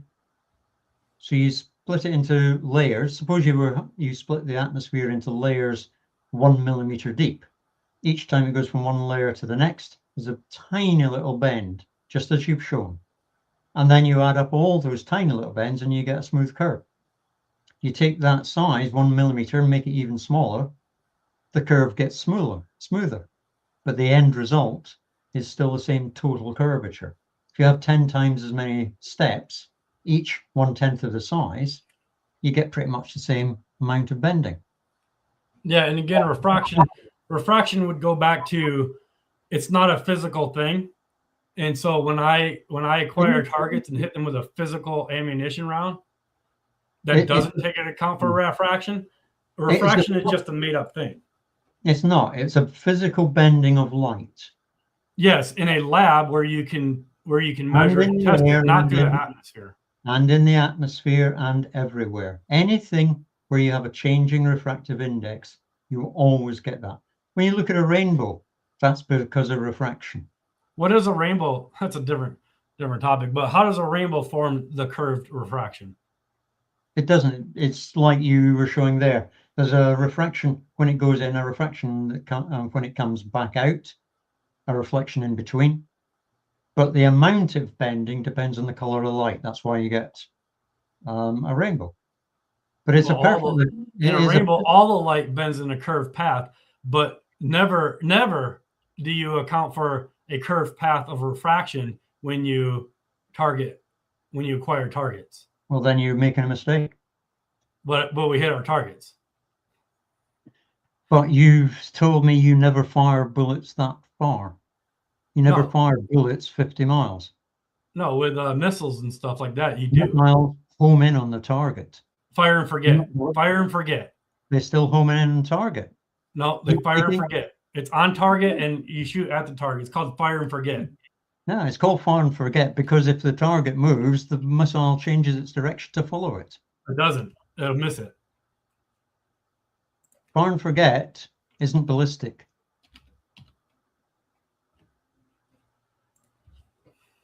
Long time ago, the very first job I ever had was a contract called IFCS, Improved Fire Control System.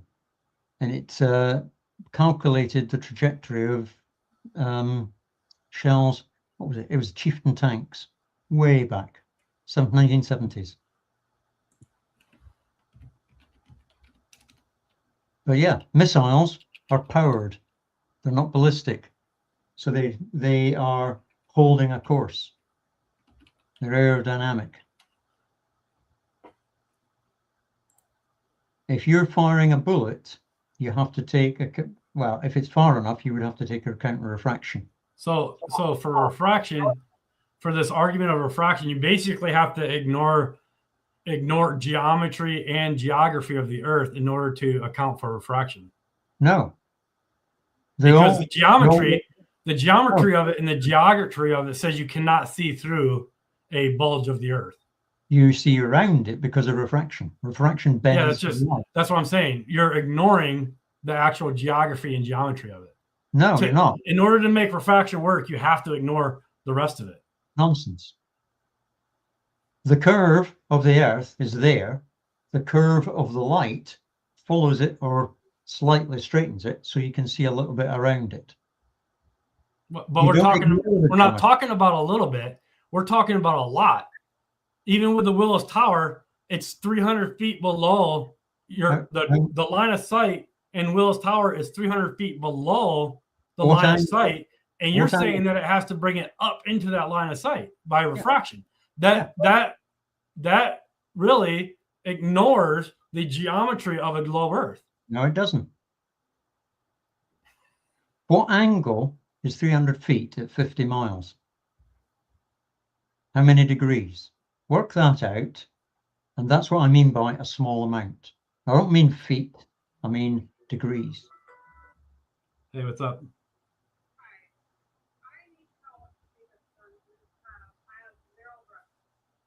Okay. I mean, I don't know. I don't know. I'd come and help you figure it out, I guess.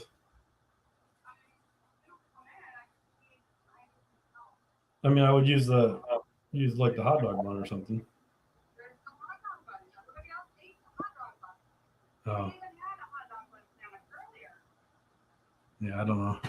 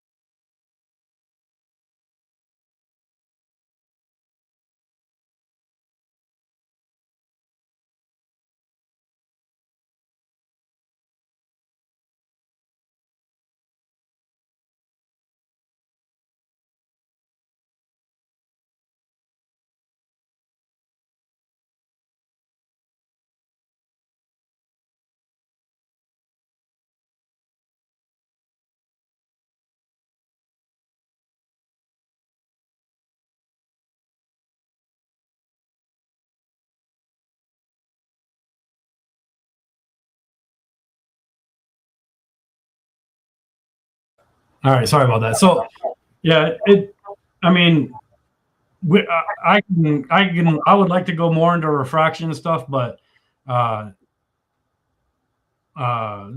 fact is that you're changing the geometry and the geography in order to make refraction work. No, the geometry is what it is. It's a sphere with a radius of about 6,371 kilometers. That's the geometry. That's fixed. So let me ask you this: how would you validate the radius without appealing to what you've been told? The simple way, Aristophanes did it. Nope, that ain't gonna work. Aristophanes it even works on a flat Earth. The experiment works on a flat Earth just fine. It kind of does. Even Neil deGrasse Tyson even admits to it. It works on a flat Earth. Hang on. And so if we can't do anything besides appeal to Aristophanes for actual measurements of curvature, then we base everything that we believe on assumptions. To include the Walter Bisslin calculator is just based on the assumption of the radius value. Sorry, I'm doing other things. Right. If you want to figure out the radius of the Earth, there are steps that we need to go through. I wanted to talk to you when we said we'd do half an hour on yours and half an hour on mine. We've been 4 hours. What I wanted to do was start nice and easy and do similar triangles. So I'll show you how that goes. Go. You want to pull that up real quick so we know what we're talking about? I'll do a very, very quick one, but it's okay.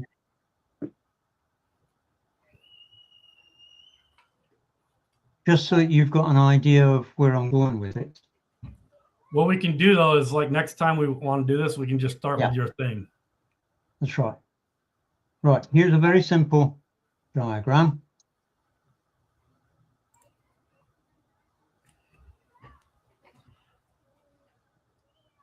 I don't know what that does now.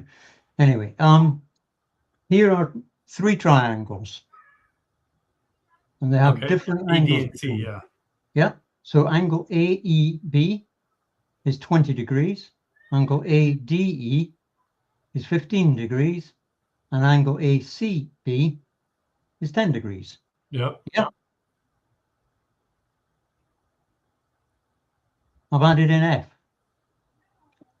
That angle is 15 degrees. If I move F, right, the angle changes, yeah? Yeah. Suppose I set it back to 15. Oops. They can be close. Hey, where we are. There we go. Right. The X is minus 10. That's down there. The numbers don't really matter. That X is minus 10. It's 15 degrees. The green one, D, is also 15 degrees. That angle is 15 degrees. And it's at plus 10. D is the same distance from the line AB as F. If I change one of them, that distance changes, but the angle also changes. For the 2 angles to be the same, get that at 15 degrees again, if I can. For the 2 angles, ADB and AFB, to be the same, the distance from them, this radius, has to be the same as well. They have to be the same distance from the line AB. Is that fair? Do you want to go away and think about that? That's my I'm trying to figure out what you mean by, like, I don't see any kind of, I see it says radius, but there is no, you know, what is this? Is this something that, like, I don't understand what you're trying to get at. The distance from, I should put the distance, the same thing on this green line here. That would also be 10.86. Right. Yeah, I get that. But so the radius would be the radius, or the diameter would be from F to D, right? I'm actually just talking about radius. The radius from F to B has to be the same as the radius from D to B. Right. Yeah. Similar triangles, if the angle is the same and the distance AB is the same, then the distance AF to A and AB, they're isosceles triangles, I should have said, has to be the same as AD and BD. Right. So how does this apply to the physical curvature of the Earth? It doesn't. I wasn't intending to talk about the curvature of the Earth. Well, at this stage, it doesn't. There's a lot of stages to go through it. But that was what I was going to start with. Now, you might want to think about that. And no, I think next time let's just do that. Let's just present whatever you're going to present with that, right? And then we'll just go from there. You know, like okay, like trying to get through. You know, trying to get through something is hard when we're trying to figure something out. You know, like absolutely. Even something simple as like the tangent and all that stuff that I was trying to get through. Yeah. So my question is, without appealing to the narrative, like Aristophanes, how would you validate for curvature of the Earth? There are a number of steps to go through, but you can work it out with this. That's why I was trying. That's why I was trying to figure that out. How would I figure this out? It'll probably take 3 or 4 discussions like this to get to that point. It's a long chain. So if somebody is just out there and they're just out on the beach or whatever, and they want to validate the curvature of the Earth, how would they do that? That's what we'll get to. I don't want to dive into it. It's gone. Yeah. So, but that's my question: is how do you validate the actual radius of the Earth without appealing to oh, it's the radius of the Earth. So everything else is based off of the radius of the Earth, but we have no way of validating the radius of the Earth. Well, the first thing you have to do is to prove that it's a sphere. And then you can use the usual Aristophanes method. Well, yeah, you have to validate the radius. Okay, so let's get into this. Let's figure out when we can do this, and then we'll just start with your presentation next time. Okay. Let me just go and get my diary. Yep.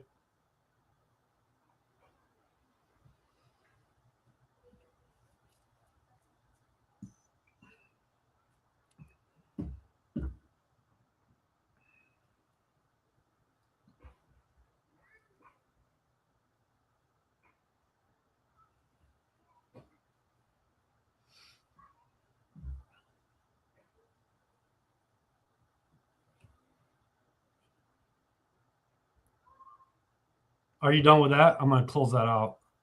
Okay, I've just pulled this up slightly. While you were talking, I was a little bit distracted there. I've changed that. That's the Willis Tower. The black block at the bottom now is the beachfront it's sitting on. Okay. If the waves aren't lapping over the tower, that green line needs to go to the bottom of the tower. I need to tweak that a bit. Oh, hang on. I think if I change that to a 1. No, 0.5. There we go. Right. If the waves aren't breaking over the water and splashing onto the tower, then you can see it no matter how high they are.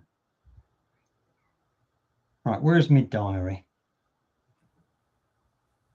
We're done with that now? Yeah. Okay.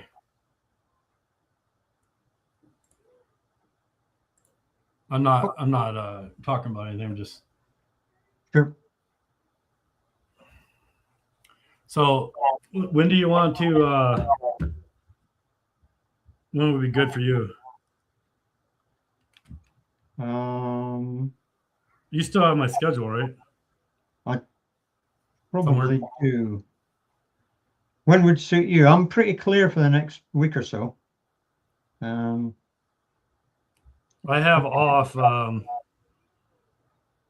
I have time off, but next week, like Monday through Thursday, I have off. Okay. Tuesdays. Oh my goodness me. I've just realized I should have been somewhere today. Uh-oh. Oh my goodness me. No, wait. Oh no. Oh. I should have been running a dance today. No, I'm running a dance today. It's now 5 past midnight. My calendar's rolled over to tomorrow. Oh, right, yeah. So, you got to get blooming heart attack. Midnight today, not today awake. Yeah. Right. Yeah. Anytime later this week. Anything other than Tuesday next week. Not Saturday next week. We've got a party on. So, like you said, not Tuesday next week. Yeah. Tuesdays are run dances. Right. So we could do the 24th or the 26th again. Yep. Either of those would be fine. Okay. We'll figure that out. Yeah. All right. Appreciate you. Appreciate all this. And we're just trying to go over this stuff from each perspective, per your point of view and my point of view. Yep. Different things like that. Try to get some, glean from each other and all that. So yeah. All right. I'm going to close out. Yeah, it's different. All right. We'll see you again. Well, drop me a note when you figure out what time suits you. All right. Thanks, George. I'll talk to you later. Okay. Good to talk to you, Mark. All right. You too. Bye.